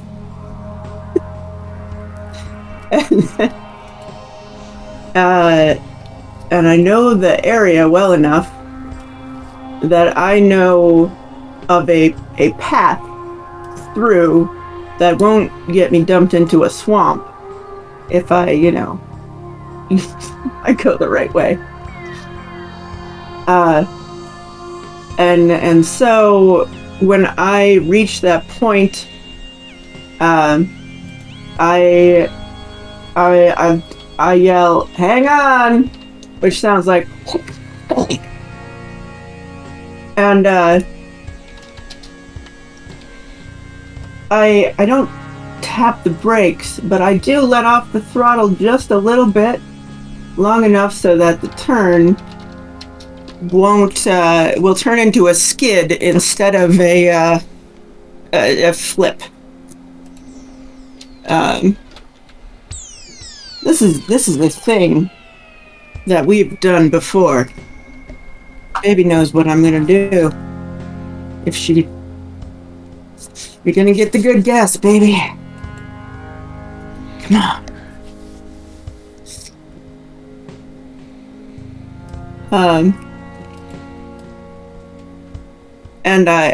Yeah, so we're gonna turn off the pavement and fly through this obstacle course that we know so well. And I'm like, come on, baby, take the wheel, because I sure can't.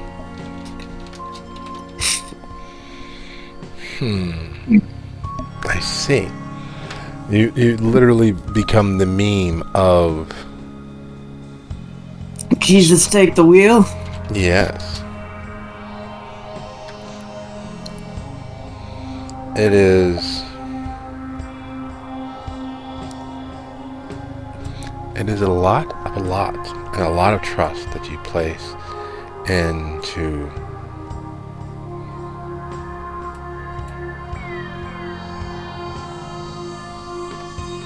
would you be so kind as to roll would you be so kind as to go ahead and roll your resolve and spirit pact for me, please? Sure. Whoops, that's vampire.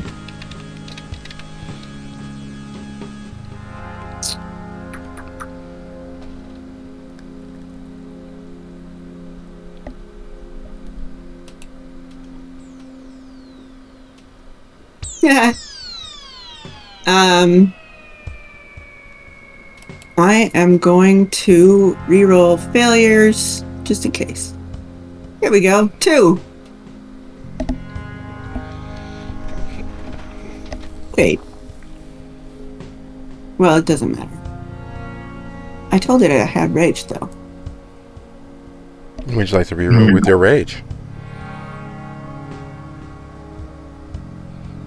Sure.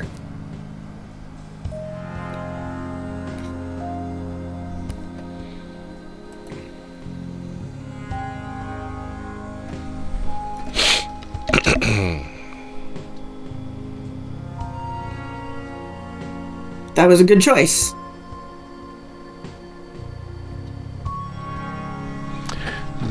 Under the best circumstances, the trip from Rebels to the cairn takes approximately 1,680 seconds. Or just under 28 minutes, typically. And very light, almost non-existent traffic. You traveled that distance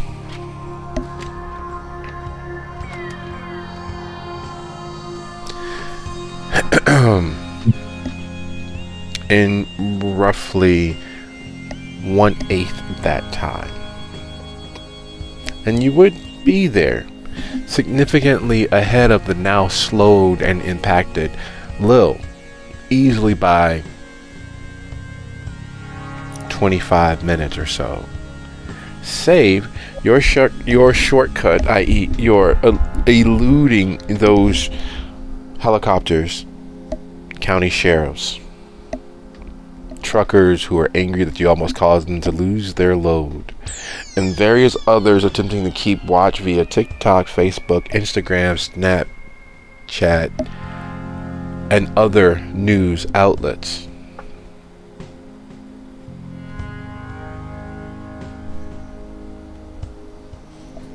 In doing so, you cause yourself to arrive exactly 3 minutes ahead of Lil instead of the 25, evading cameras, attention, and notice.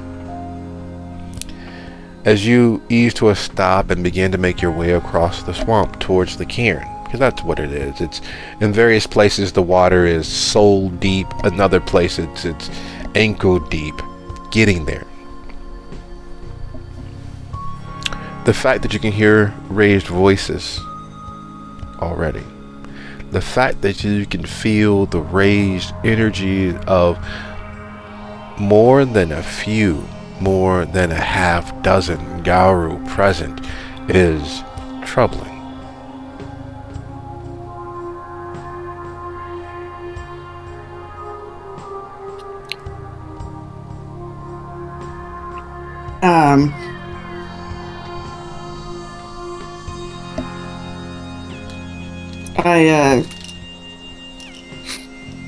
I look back at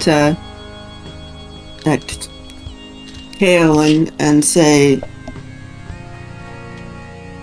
well, that was fun.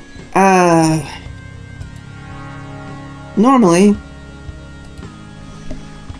I would drive right up to the cairn, but I just didn't think that was the right thing to do this time. And I look back to see how shell-shocked he is by the trip. His eyes are closed. I poke him. We stopped. It's okay. You should thank Baby for keeping you safe, because I suck at driving. Yeah.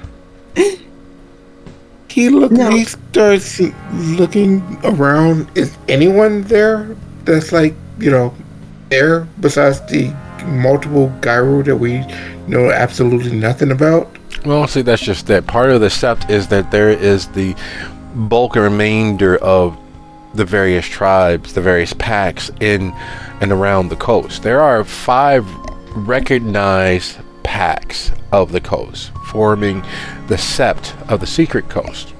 You see members from your home tribe and members that you've associated and dealt with from other packs.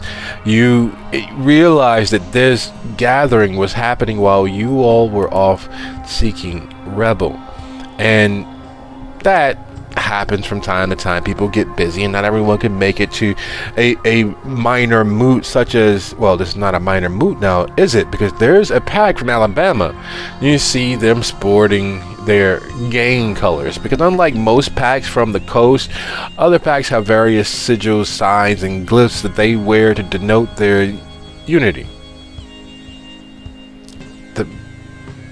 The packs of the Sept of the Secret Coast have always operated under the auspices of "it's just us." Even when they fight each other tooth and claw, it's the only justice is just us. No one else would quite understand this thing that we have become. No one else would understand the pressures that we deal with on a daily basis. No one else would understand the conflation and combination of things that transpire against us on a daily basis, save for those here. And you all, unified and disjointed though you are, have fought off interlopers from other places who've decided to come and take part of the cairn without becoming part of the Sept. There is several rituals and rites that must be observed when accepting a new pack into a Sept, and to steal or to try to join what they can without doing so causes physical, mental, emotional, and spiritual issues for those who are already a part of the cairn. Even in this darkest timeline, the selfishness of mankind permeates quite a few, Garo. Even in this darkest, there are those who would laugh as the world not only burns, but immolates everything they care for. And seeing another pack from outside of the Secret Coast does what it does. What does it do for you all, realizing that this is not just a moot of the Sept of the Secret Coast, but of visitors, guests, voices being raised, conversations being had, challenges being issued, comparing the renown of one to the next. And you all are missing the key foundational lodestone of the Sept of the Secret Coast. Where is Rebel? Where is your warm, substantial, safe and secure center of this Sept? So, to be clear, this is just visitors or also visitors? Also visitors. And we were not invited. Well, the call clearly went out, but you all were busy. You all were near Rebel's place. You all were occupado. Don't trust it. Don't. Yeah, about that.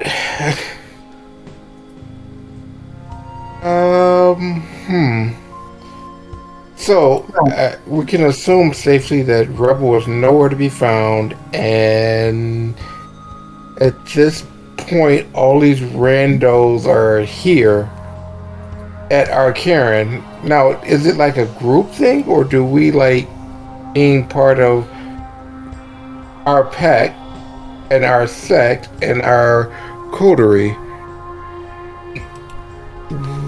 this area belongs to Rebel and everybody from this sect, or is it just Yes. communal use for the most part? You all do tolerate and allow guests, but you also, it's something that is typically invite for those not part of the Sept. Being a part of the Sept, you need to go commune with nature in a safe, secure place. This is the place to do it. This is your church. This is your team. This is your home. This is yours to partake in. This is yours to guard, to serve, to honor. This is your living room. And so yes, you have guests over from time to time, but you're missing a key component. For a moot to be official, the invitation must have gone out. For a moot to be official, the Sept leader should be present. For a moot to be official, the Sept warden should have notified the members that you all were expecting guests, so you all could show up and present strength through unity.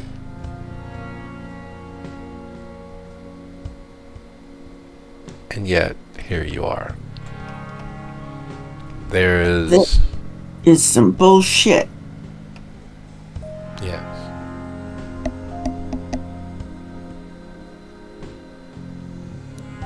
I start reading people's faces. Who looks the most concerned that we are physically present?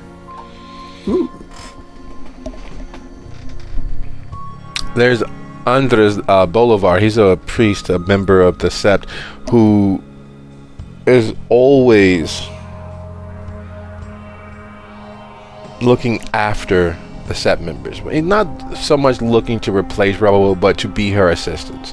She's helped him through his moments, and he wants to repay that in kind by establishing what comes after this fall that you all as a united species have felt.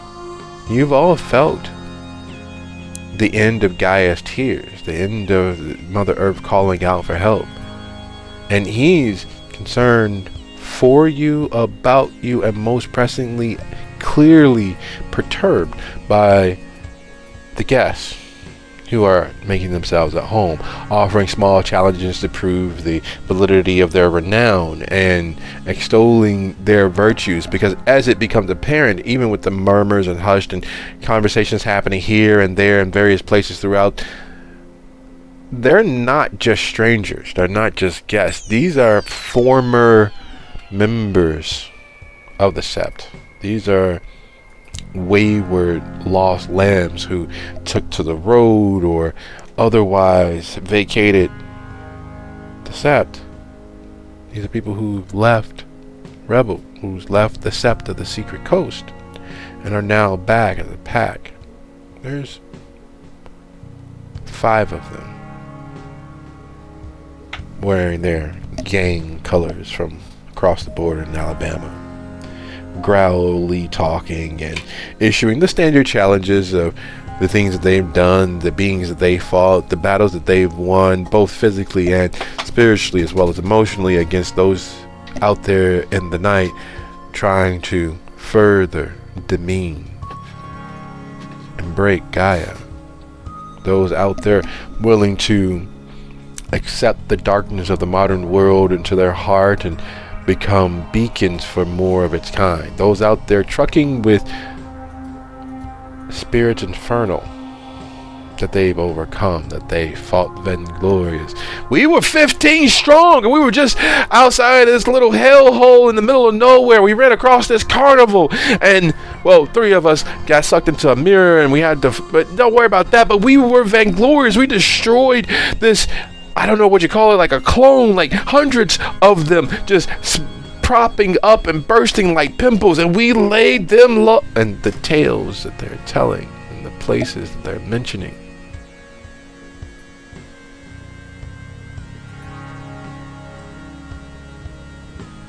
It's off the bike. Gently, like, punching his fist.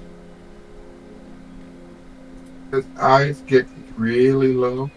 but with suppressed rage.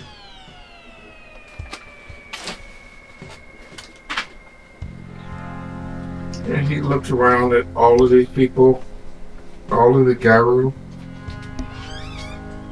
Then he goes over to Anton. Where's Rebel? That's a good question. I was hoping you all be able to tell me. Ratcatcher said that you guys were headed out that way. No one can take Rebel out, not in a fair fight. Yeah, it wasn't fair. It was 3 people. Brenda left their place. As you say as such, he kind of looks at the interlopers, the various former members of the Sept, and does the mental count with his actual fingers stimming as he takes into account of them. 1, 2, 3, 4. And you said there were 3. I don't like the way that sounds. And as he said, I don't like the way that sounds. I don't think Rebel did either. And as he says, I don't like the way that sounds. Lil, coming upon the Sept with this many wolves gathered, and no Rebel. Do you move to try to find other members of your direct pact, or do you move to find the other wolves who assisted you with trying to find Rebel?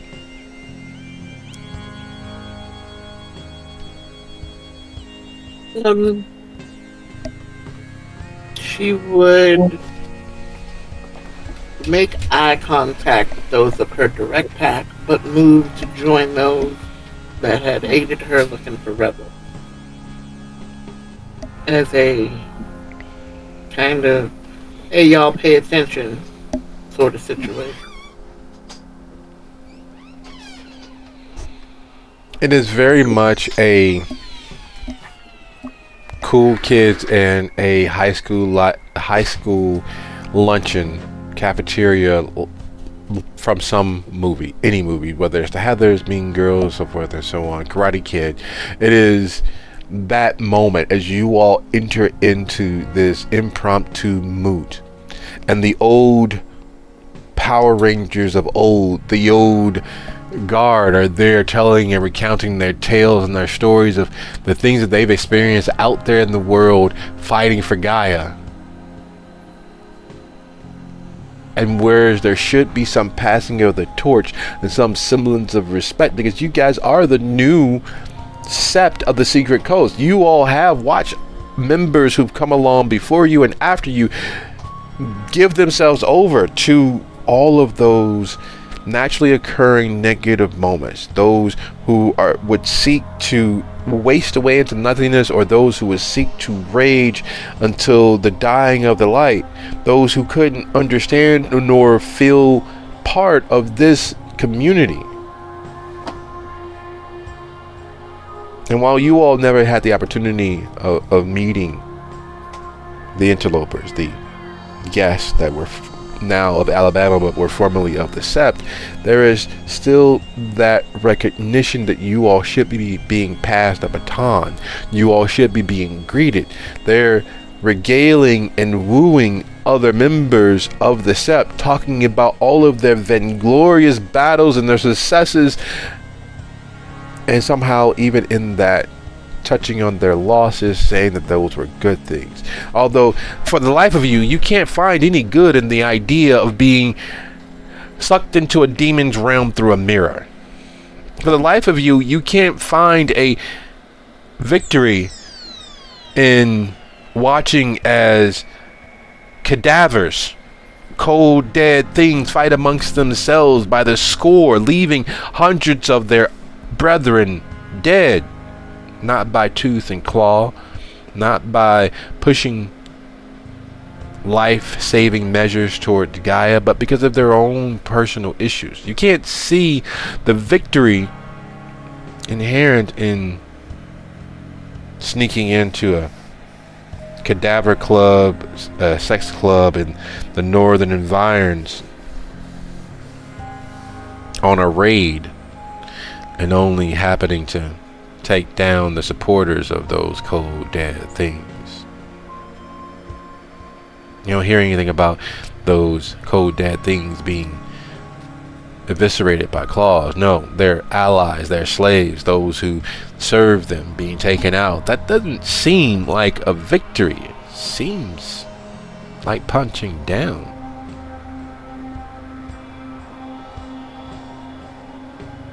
But maybe it's just jealousy because, they had the opportunity of spending time with Rebel and still getting to see the world. They had an opportunity to build a community here, but instead they decided to build a national community. Yeah, they're going from city to city and still having a home base. Maybe it's jealousy that you're feeling. Is it?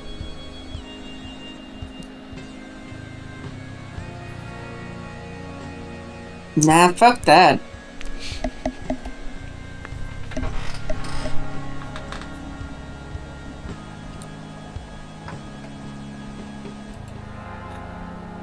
What I'm feeling is rage.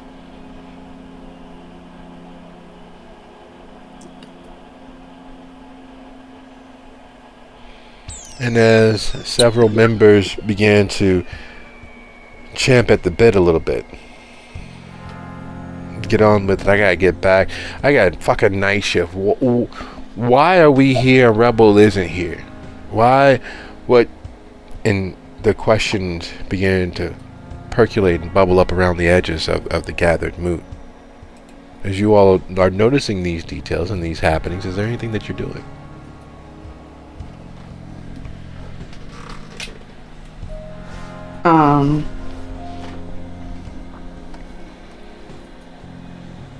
Did you guys have anything you want to do? Well, kind of step towards the middle and raise her voice up to be heard and project like she has learned to project.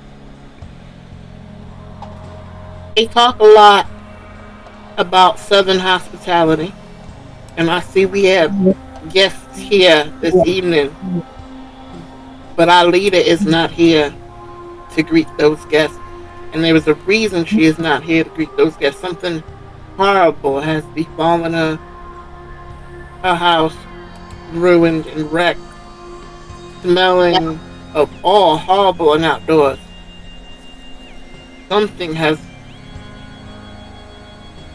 so wrong happened to her this evening.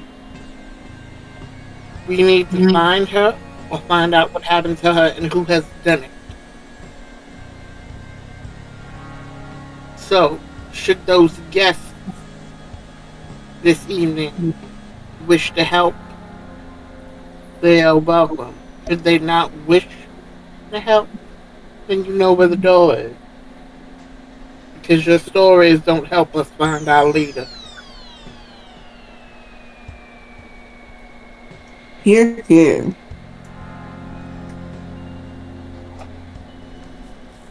Hill stands with his with next to Lil and Aurora. Who's here willing to help us find our leader? And who's here to sit here and talk about a bunch of half-dead, undead thingies that couldn't take a pup in a fair fight?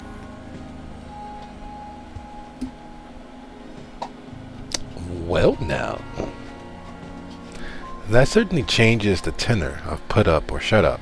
Not only is it put up or shut up, but the clear indication that, well, you're lying.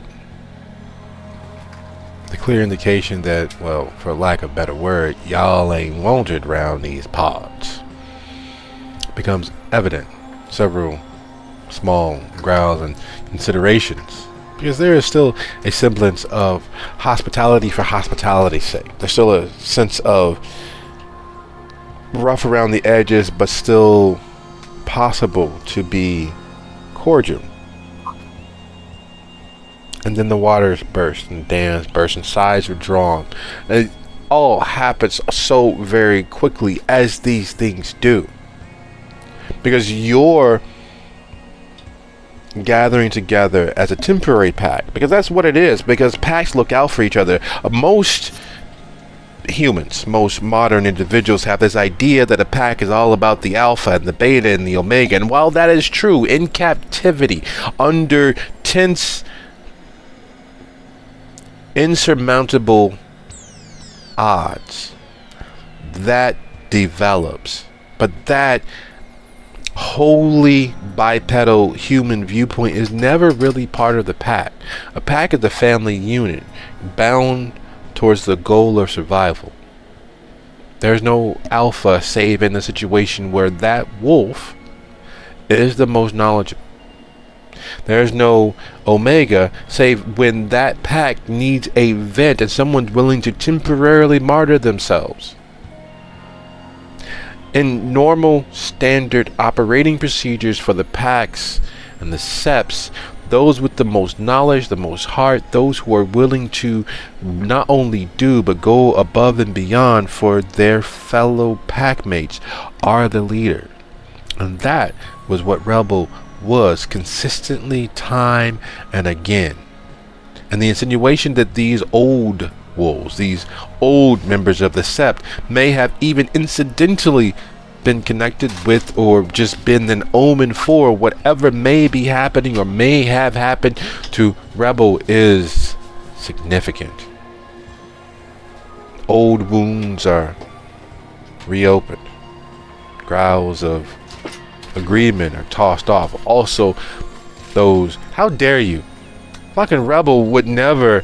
And they're her children too. They're as much as part of the Sept as we are. They spilled blood, and who are you to call him a lie? Well, who are you to tell him that he can't tell him a lie? And it becomes a cavalcade of accusations. It becomes a, we stand with Rebel. Well, we stand with Rebel too. How are you gonna? And it is living proof and testament to the fractious natures of unspoken feelings, because that's what comes pouring out. It needed the right match. It needed the right spark. And seeing any bit of unity that crosses lines that people had held in their hearts or in their head, you three standing there with Andres bringing up the rear is a very much challenge to their believed status quo. It very much is, who the fuck do you think you are? Well, who the fuck do you think you are? Asking who the fuck do you think they are? And as voices are raised and direct accusations are tossed off, those who don't have the skill to easily do social combat with one another, those who are clumsily hurling boulders when a pebble would suffice, or those who break out the nuclear armament when all it takes is a slap across the face, those who would much better be served by walking away instead of charging headlong into the mouth of madness, do so. Old wounds in new ways. And you all, standing where you are, having caught the attention of the others with these small battles and conflagrations happening out there in the crowd around you all, have a vantage point that most don't. Would you be so kind as to roll your wits and either leadership or wits and etiquette? High as you possibly can.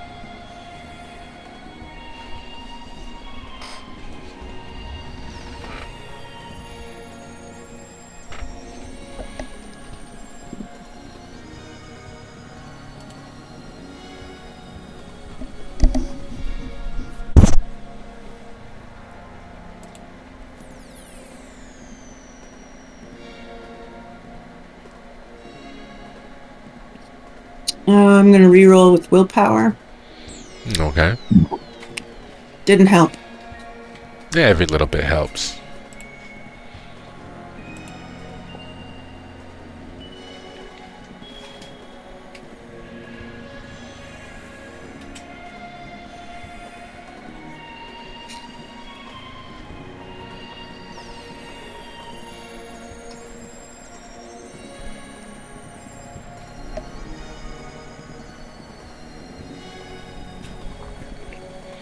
Wait, Nice. no. There we go. Double nice.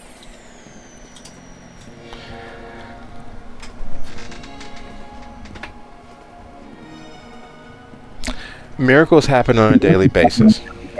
You all exist in a space where magic is very real and an actual definable phenomenon. It's not just anything that can happen with magic. There is a logic to it, and there's a reason behind it, and you all have got the gist of it down and accept it for what it is. As you stand there as a newly developing temporary pack, potentially more, or you notice Care Bear, one of the old wolves that were previously part of the Sept, nodding along as his gaze moves from small fire to small fire, smirking at the fractiousness. It's an odd thing to take pleasure in others' emotional pain. It's an odd thing to take pleasure in others' physical pain.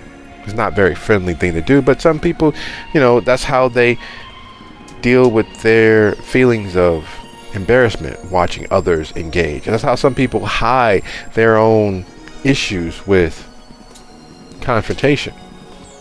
But it definitely catches your gaze. And while you notice that, Aurora, moving right along, with your vantage point here, able to look out there, you, Lil, have not infrequently been in the spotlight. You've not infrequently held the attention of a wide swath of not just fellow humans, but also fellow Garu. You notice the change in energy and are able to typically adjust and account for it, especially when getting those to pay respects to the dead, or to honor their word, or to remember that there is goodness in all things, including the most despicable. There is some aspect, some virtue that they're willing to uphold, typically. So you're able to use that energy towards bettering those present. And you notice Care Bear, an odd man out, a darkly glittering candle sputtering along out there in the dark. But you also notice his fellow packmates, also formerly of the Sept. And if you didn't know better, if you weren't absolutely positively sure that they cannot in fact be spiral dancers, that they are not in fact spirit ridden, because you'd felt it, you would know, you would get it. If you didn't know better, you would say that's exactly what they are, that they are feeding, much like you at the center of this gathering, off the energy around them, instead of you, unlike you, who's feeding on it to try to adjust and account for your offering, like, hey, calm down, you don't need to do that, look, pay attention, we're actually here about rebel, blah, blah, blah, and you're trying to work the crowd and bring it back in line to the goal at hand. They seem to be embiggening themselves from the chaotic, fractious energy rifling through the Sept. And you know that's not possible. This is hallowed ground. This is sanctified ground. Personal issues, personal illnesses, and maladies like that are not in fact spiritual don't belong here, because it's a choice at that point. It's not you being possessed. It's not you being spirit ridden. It's not you falling prey to the enmity of your patron for your pack. It's a choice. And that, well, how you deal with that is entirely up to you. And from your vantage point here, with your pack of the moment, with your pack of like-minded individuals caring after the true heart of the Sept, Kale, you have organized and been part of organizing councils. You have had two sides of the same ridiculously evil coin work against their own better interests because of how well you've organized, how you've managed to get gangs and mafias from different portions to actually side with the good, to work towards bettering. You know how to stir up and whip into a frenzy and direct that energy towards a actual positive solution. You're normally able to ride the crest of that energy. You're normally able to corral it just enough and let it go in a natural flowing path towards the good with a little nudging, a little spark. And that's not what's happening. Your small spark, your small inciting so that they can get up in arms and they can use that energy towards the good. Let's get rebel and let's make sure that our Sept, our home, and no. It's as if you are siphoning gas into a tank that someone else is already siphoning. It is as if you are doing a cross burn to stop the forest fire and someone else is cross burning your cross burn. It is as if you, being a master thespian, are having the words rewritten as they come out of your mouth. And then you see Care Bear, the former member of the Sept, wearing his gang colors. And while welcomed in as a guest and a former member of the Sept, you see it for what it is. This is very much part of someone else's plan. This is very much someone else's script. And they are profiting off of your actions. Or seeking to profit off of your actions. And your meaning the entirety of your temporary pack who went to look for the heart of the Sept.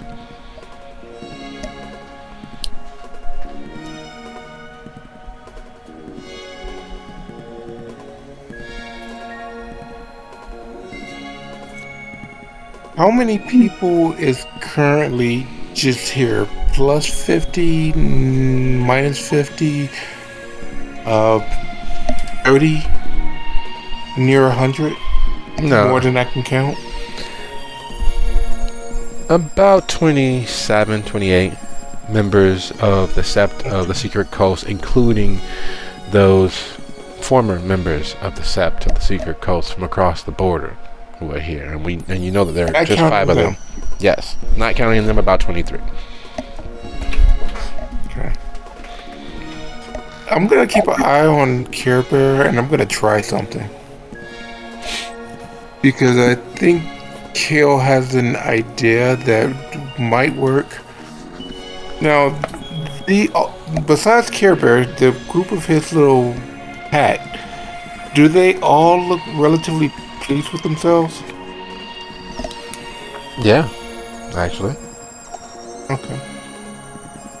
Kale raises his voice, takes a deep breath, raises his voice. He's going to use impassioned plea as well as what is it called? Ancestral conviction.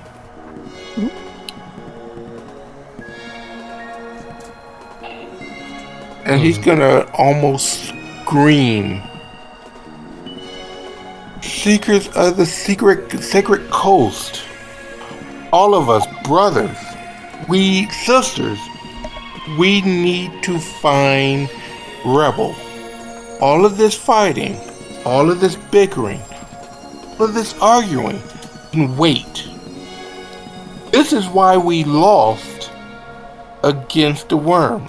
This is right here is why all of those cadavers can walk around without looking over their shoulders. It's because this right here, this infighting has to stop right now. We have to find Rebel right now, and we need to put it into this. Otherwise, we're just going to befall all of the rest of the same issues that our brothers have before they crossed over to the Veil. This now, and let's get on task.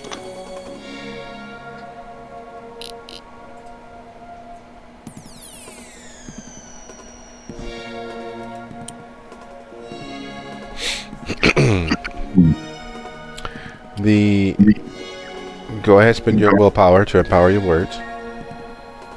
And while Kale is summoning focus and gathering attention,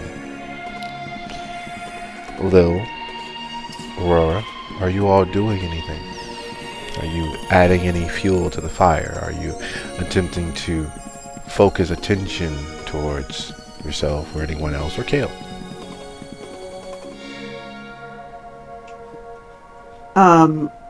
I would like to basically help Kale with their plea.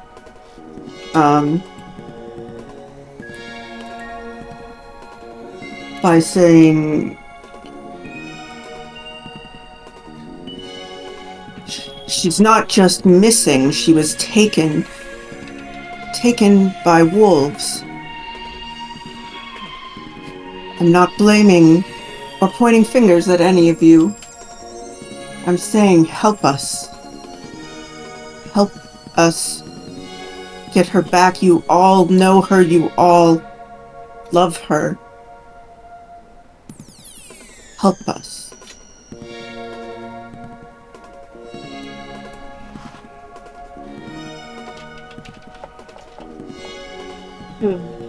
Lil, figuring the Lil to kind of have the attention getting in the clean part of it kind of in hand. Even though she could boost it a little more, her calmness to it, it's bothering her that Care Bear finds all of this funny. So she's going to move towards them.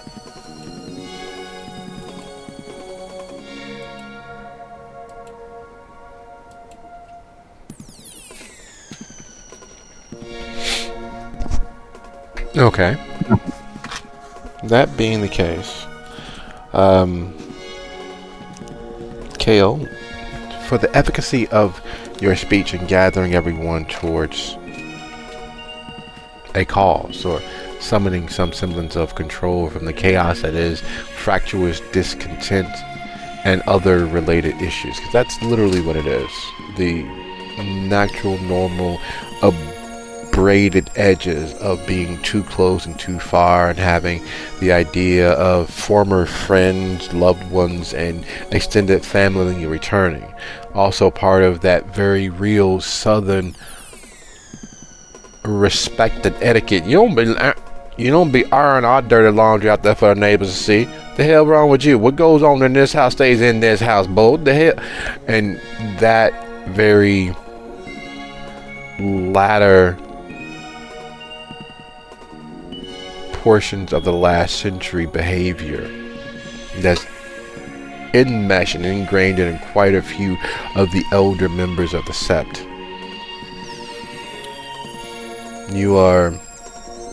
Would you be so kind as to go ahead and roll your charisma, leadership, plus your total renown, +1.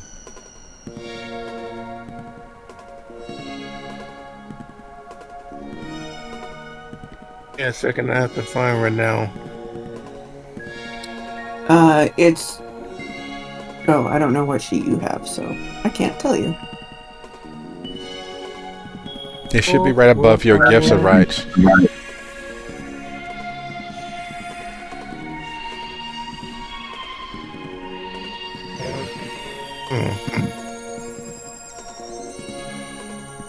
See that?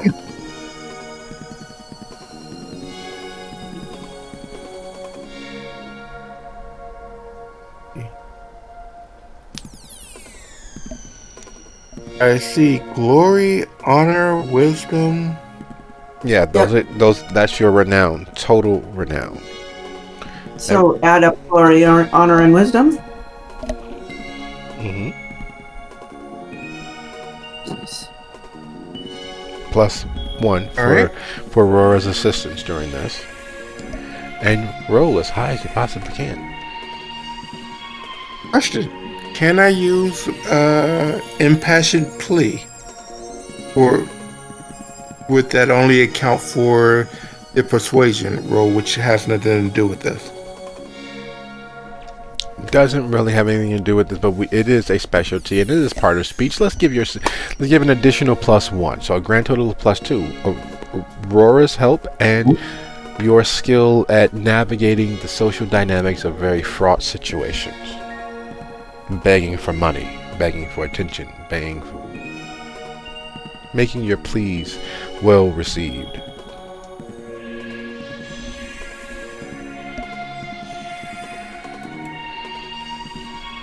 Got it. And while that is happening, we're taking it that,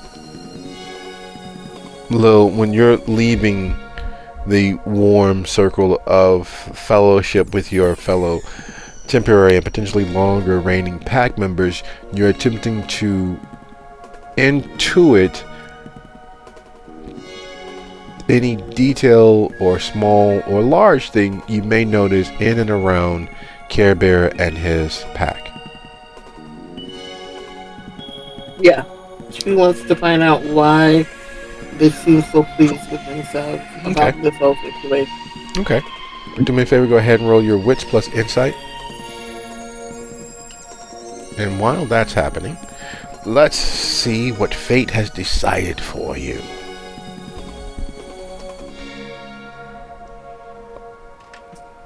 Hale's good at talking. That's what fate decided. He is phenomenal. Party mouth. Hey now. Keep it family, not family making friendly.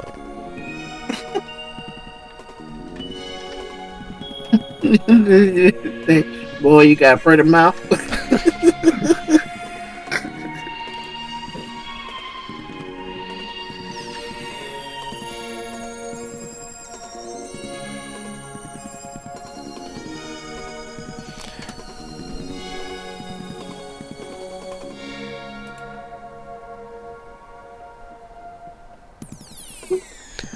Oh my God. You do not envy your present self as you ease closer.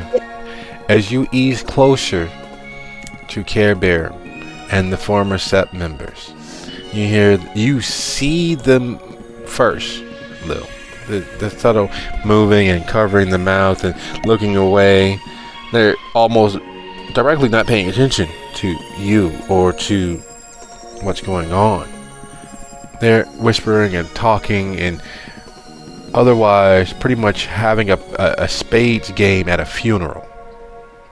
And it's not just disrespect. It is the most disrespectful of things to do. And Kale is good, even as you are focused elsewhere. The tugging on your heartstrings in regards to what Rebel has provided for the Sept dances across your vision. Having never even met your mother, having never even known the woman, Rebel went with you to the pauper's field where her body is buried and paid respect and said goodbye and made sure that amends were made as best as possible for all the things that she might not have been able to do because she wasn't able to. She didn't understand how to. Sight unseen. Because she mattered to you, even in her absence, she mattered to Rebel. And while you're focused on Care Bear and his pack, his fellow former members of the Sept of the Secret Coast, Tanaka, Cold Martina, and Jungle Swirl, they are quietly, raucously being horrendously disrespectful to Kale. They're the spoiled former only child, older sibling who, when your parents were out of the house, did the most offending things possible to their bed. They are the sibling who's picking with you so that you are the catalyst for all the wrong that will cause this family vacation to go awry. They are purposefully whispering and murmuring and getting other people's attention nearby so that they take attention directly from KO's effort, that not just them but others are incidentally and directly being disrespectful of KO. They are doing everything they can to cause all those old wounds to flare up again. And KO has people by the heartstrings. You can tell even Gray, one of the members of the Sept who would battle Rebel as often as she could, has a small tear of remembrance in her eye as she thinks on all the things that Rebel, even with all the times they butted heads, did for her. You've got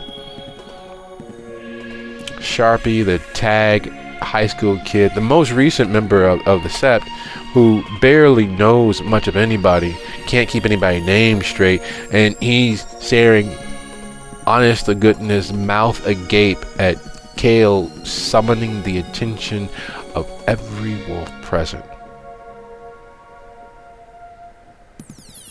And yet, there's Care Bear and his pack, picking, neatly, joking even in the midst of this.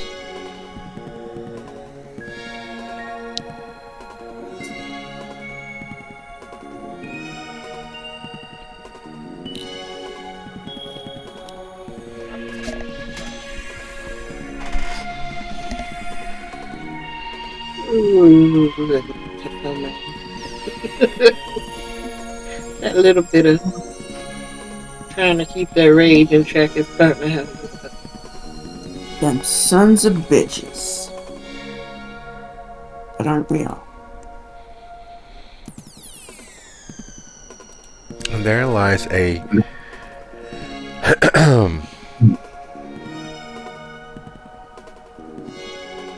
small problem. Because rage, the beast, the hunger, the drive to do, to actively engage, to hunt, and to die trying is intrinsic to every wolf. It's part of the many reasons for the fractious nature one tribe or one pack or one sept against another. Sometimes it is, unfortunately, in fact, too much to hold. Would you be so kind as to roll your composure plus resolve DC 2.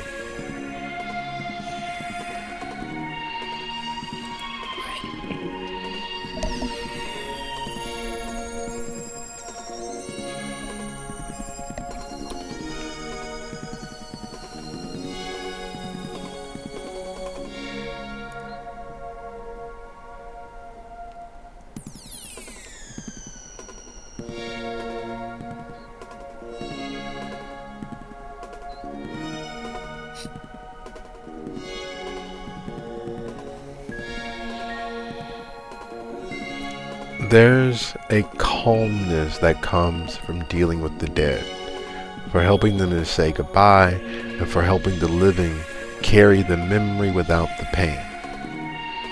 There's a calmness that comes with knowing there's a time for everything. And in this moment of the effort being made to unify, at even just temporarily, the wolves gathered towards the act of finding or discerning what happened to Rebel, to finding their heart. You know that taking action, taking arms, sticking your hand into his chest and removing everything that matters to him would shatter that. And you managed to keep from doing so, but just barely. You have an adamantine grip on your rage. You feel it burning your hand as if you're holding on to a singular, freshly lit coal. You know you have it well in hand, and this should not be this difficult nor this hard, yet there's something invisibly present attempting to get you to open your fingers, attempting to get you to let that go. And you realize that you're not the only one. Because you know when you have full grip on your most monstrous side, and you are gripping it like you've never gripped it before. You could probably make it sit between your thighs and braid its hair at this point with how well you have it in control. And yet there's still that push and pull of something attempting to get you to open your fingers and let it go.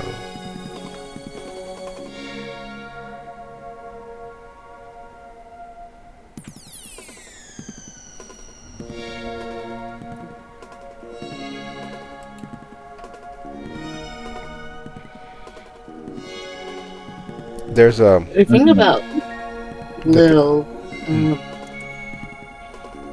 is she has a folkloric tell. So even in human form, she kind of has something that makes her a little other. And in this case, it is having elongated canines on both the top and the bottom. Now, if you're not quite familiar with it, like it might be, oh, it's one of those trendy things, the kids with the fangs, but it's there all the time. She has fangs all the time.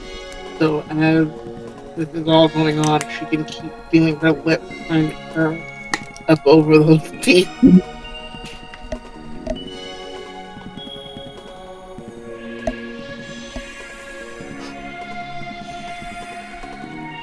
The baring of the teeth, the pulling back of the lips, the snarl that naturally falls into place with that motion and that activity, that action. So how does she manage to keep it from happening? How does she manage to not give reason for someone else to take slight or have a reason to act on their own baser instincts?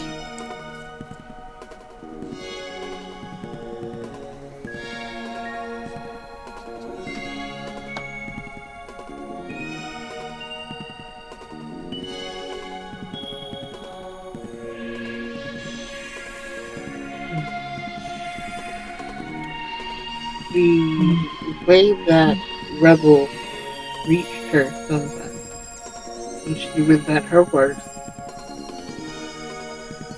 was she would make up like little nonsense songs or like mess up words to the popular song purpose so that Lil would correct her and they would laugh about it. Like, that's not the word to that. So as she's sitting here trying to kind of pull herself together and rip Care Bear to shreds. Before she realizes she's kind of humming a song, the last song that Lil kind of sang with it. And it brings calmness to her. And she doesn't quite smile, but it soothes her enough to hold her, to stay her hand, basically.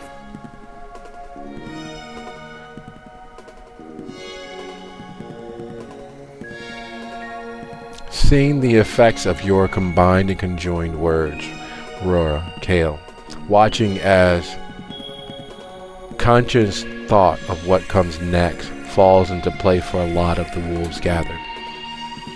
Watching as they resist the natural need to hurt something, even if it means their own death.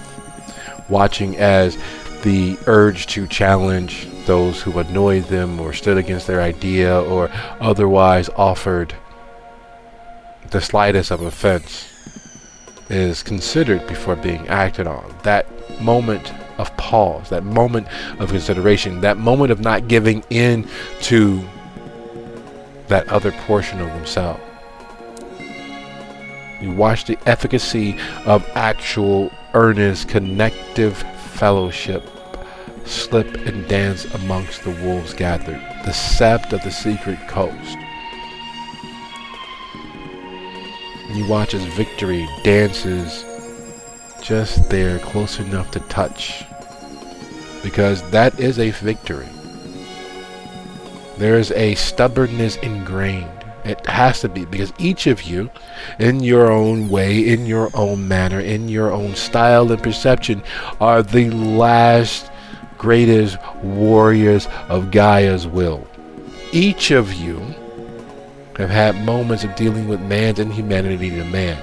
Each of you have come very close and dealt with and wrestled with the various evils that humankind, society, and all of its servants wreak upon the earth.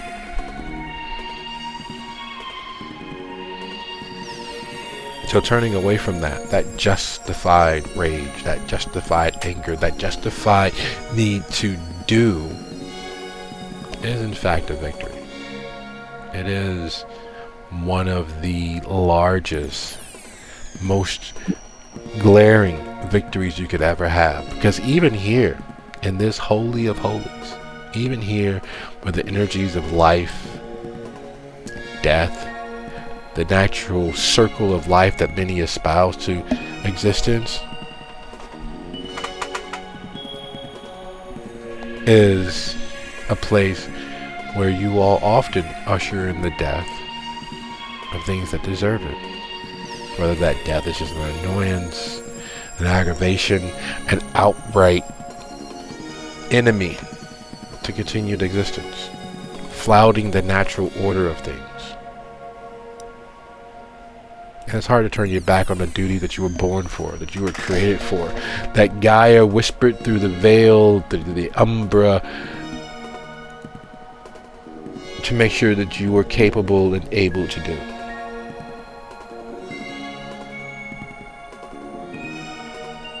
Getting the eyes and the nods and the quiet assents and the louder, more vocal, yeah, say the boy's got a point. Fuck you. Yeah, he does have a point.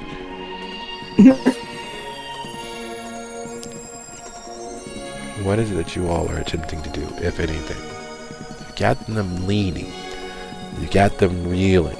At moments shared with, inspired by, or protected by, rebel washes through every mind and eye.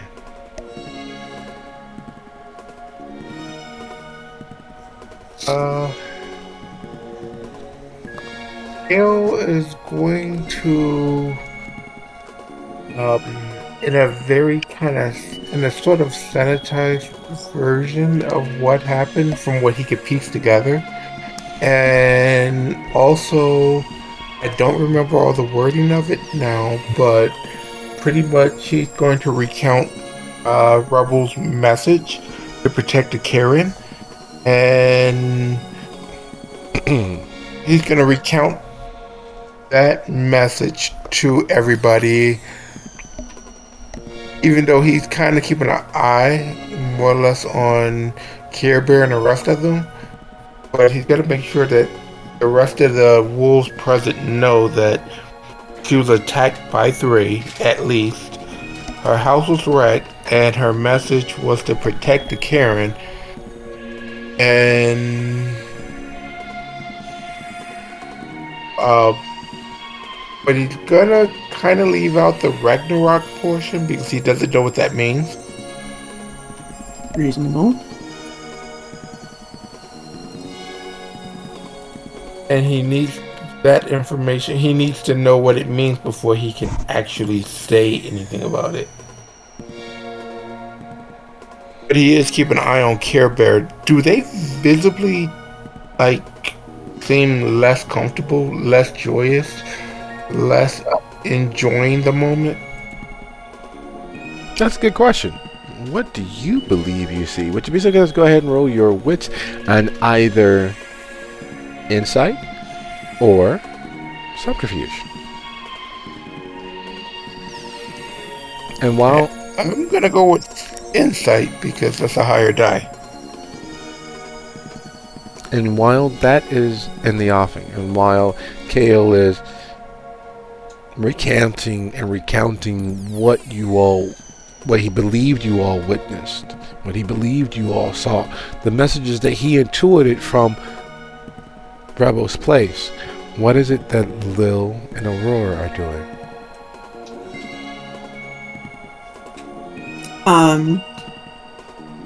Aurora is gonna go back to her bike and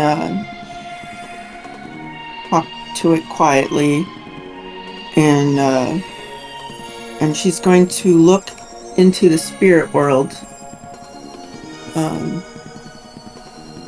to see both how her bike is doing and also, just to. Because she knows that sometimes spirits attack a cairn, she wants to make sure there's nothing around here that is doing so.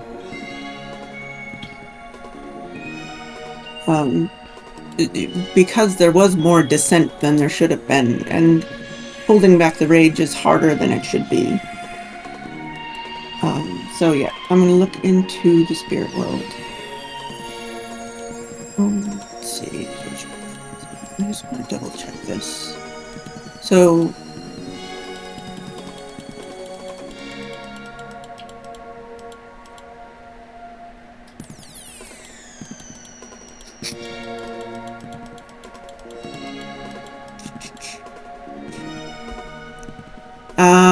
the difficulty would be the local gauntlet, which is usually pretty low at a cairn, 2 to 5 in range. It is. Okay. So is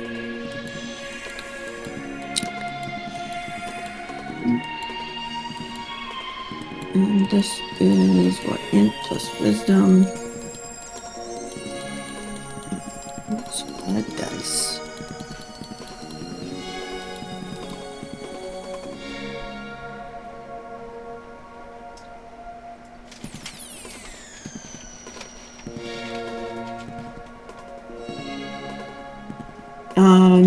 Let's see, and that cost willpower.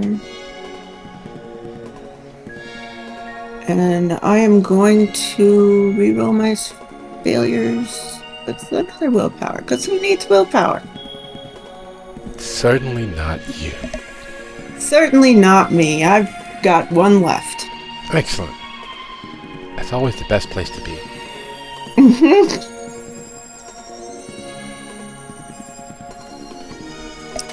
So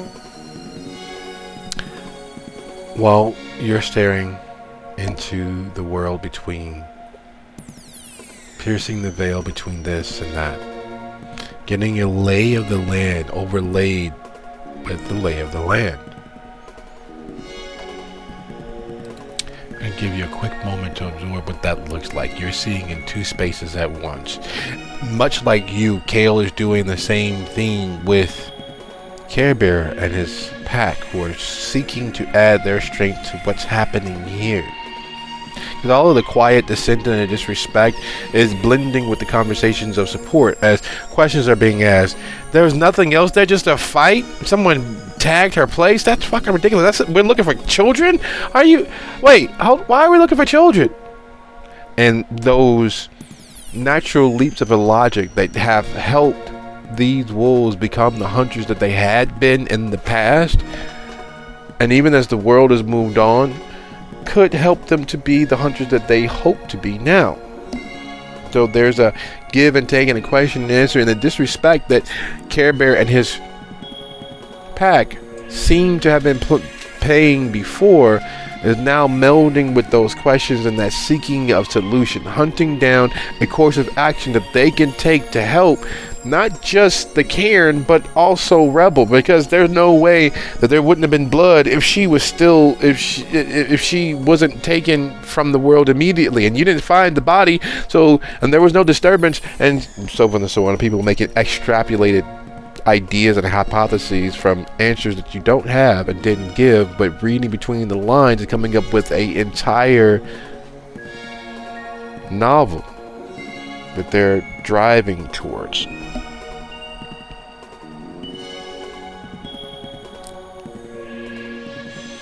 and staring into the veil, staring into the umbra, technically the penumbra, the closest level of it. Everyone thinks that centipedes are harmless. Everyone thinks millipedes and their cousins and what have you are harmless.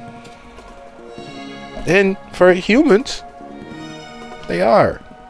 They're just little bugs. They don't do much of anything. There's only one, maybe two venomous species out there, right? That may even do enough to aggravate the skin and cause a few bumps to raise, but they can't kill a human. They can't really do any damage. They're not really poisonous enough to cause any significant discomfort, so they're harmless.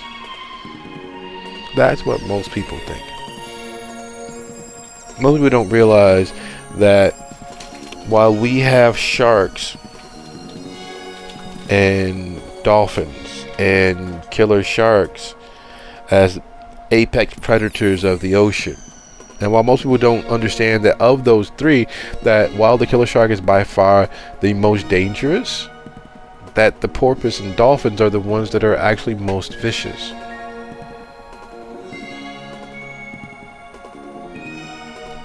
And everyone fears sharks. Everyone wants to not be caught in the water with sharks, without realizing that if a dolphin finds out that there's a little bit of salt on the human skin, if the dolphins find out that we are made of steaks, that we have soft innards that would be easily gnawed through, that the safety we have in the ocean evaporates instantaneously. Right now, we're just sex toys and mindless apes that don't really matter to them. The moment they discover that they could easily crack us open and have a sip of all of those soft innards, it's over for us.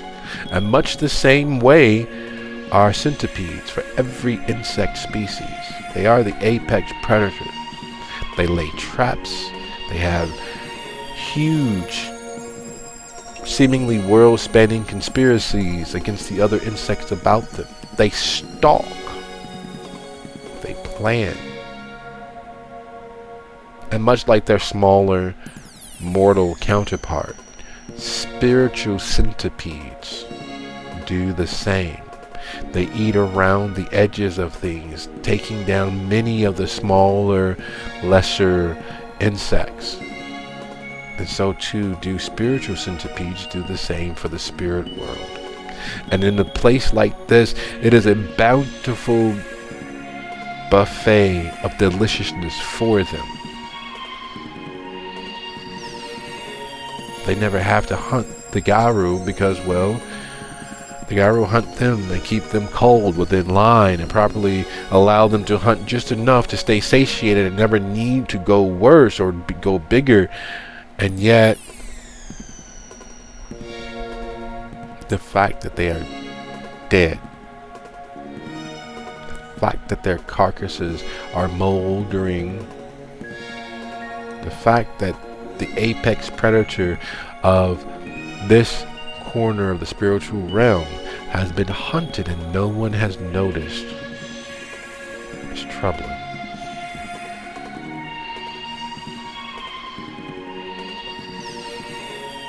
There was a hunt about 6 months ago. Rebel, again, is not the strongest or the fastest, but it also very much the heart and soul of the Sept. She led the hunt because there was a colony of these that had begun to get out of hand. And while other Sept leaders and other would-be alphas would have hunted them into extinction, Rebel led just a culling, just a shrinking of their numbers so that the natural and unnatural worlds will grow as they were intended to. The natural cycle of life and death, the natural balance of things.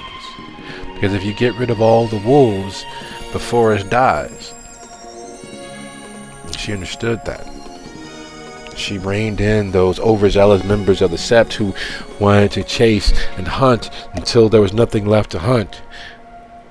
She kept them from obliterating the colony of spiritual centipedes that hunted about the cairn because there was a balance that needed to be kept.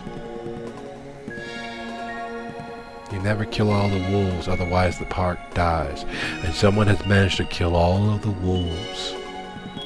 Just score and scores of portions of their spiritual essence and bodies laying around and moldering here at the edge of the cairn, just out of sight of anyone who's paying attention directly in the cairn. Oh my god.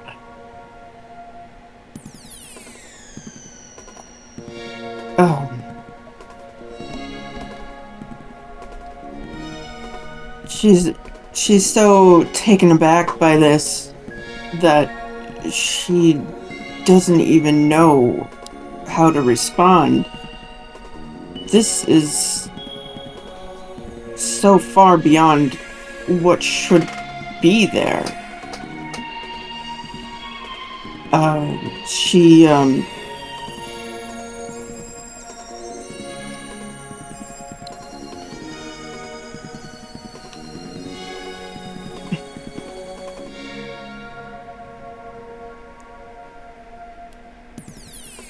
She calls to her friends, the wolves who care, like she does, and she says that something has destroyed almost the entire pack of centipedes here. The spirits, they're dead. Nothing. This is an attack on everything, on the whole ecosystem that we depend on. What? Who would do something like this?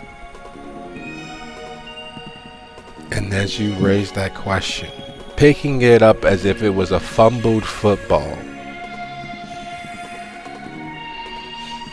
Gray, who has always had it in for every upstart young pup who wants to make a name for themselves and draw attention, they proclaim their own glory and ignore the glory of the past.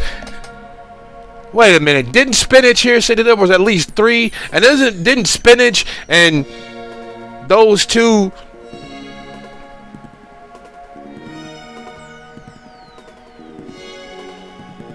What?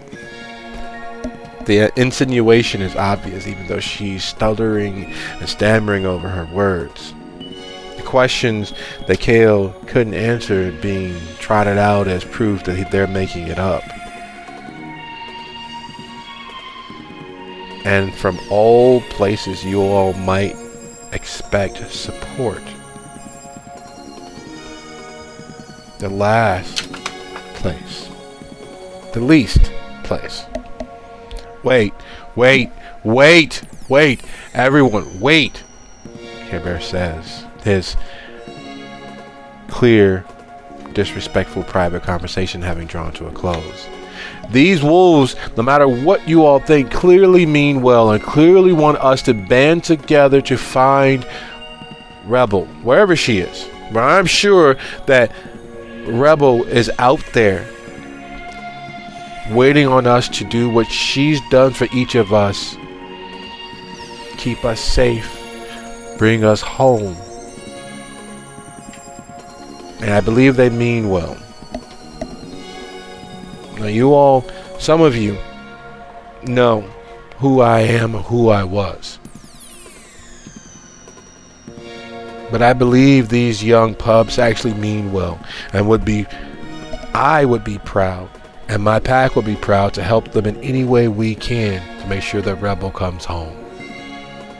So if they say that there's issues in the Umbra near us and that Rebel is out there, I say that we help them. You've got my tooth and claw to find Rebel. And I'm sure the other members of my pack who have free choice. And Tanaka starts chiming up, yeah, I'll go into the spirit world and find out who's hunting. Coach chimes up, well, you can't do it without me. I'm better than you are. Martina chimes in, well, I'll go with them and find Rebel. And Judge Swirl, of course, offers to go after Rebel with you all. Sides are drawn, as they always are in situations such as this.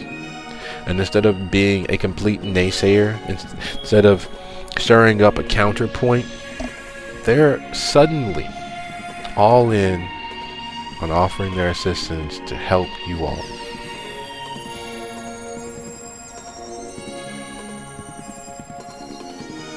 Sus? But I'll take it. Yes.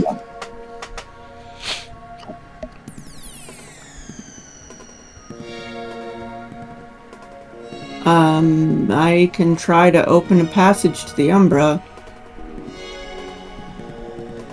It's dangerous. We're gonna need more help than that. If we're gonna go find out what's the cause of this, who's been doing this, what's been doing this, we're gonna need more help. Can't just be us. There's 23 wolves here. Isn't it though? And she looks around at the rest of the pack and the visitors. She says, are you coming with me or are you scared?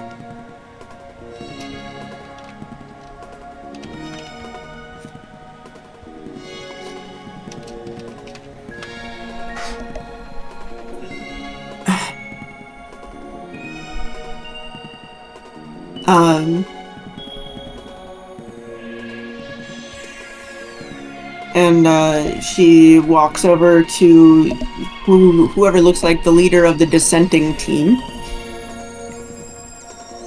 and says, I challenge you to find Rebel before we do. Challenge me? Little wolf, get real. You... And as they immediately launch into the typical chest beating, ground pounding displays of aggression and dominance, as the pleas and calls for arms and this, that, and the other, and people trying to assume the leadership role,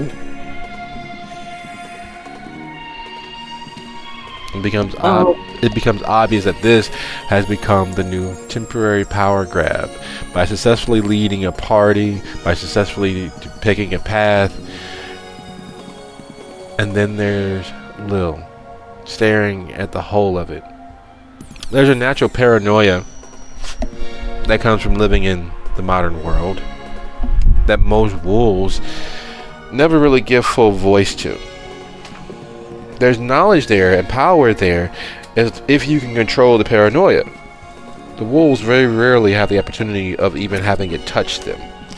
That paranoia, that fear of Americans that every other American has, is nothing that normally of wolves. Yet, watching the vicissitudes of fate, the wavering, the equivocation, the dissemination happen in the Sept, Lil stands there watching and realizing that even if everything that you've all seen and experienced this night, this day, is a red herring, that the old aphorism is very much true. Just because you're paranoid doesn't mean they're not out to get you. If you wanted to attack a Cairn, would you do it with the wolves, no matter how many nor how few, were not distracted? Would you do it when they're paying attention? Or would you give them a reason to be anywhere and everywhere save where they can stop you? Divide, conquer,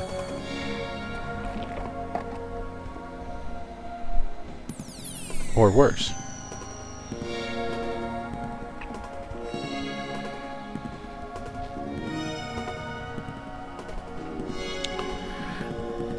And with that consideration, as Lil is putting 1 and 1 together to get 22, and Aurora is mounting a potential expeditionary force to cross the Veil, and Kale is rallying the troops to align and march off to find Rebel, no matter what. It has been a lovely episode, and I thank you all. I'll see you guys next Friday.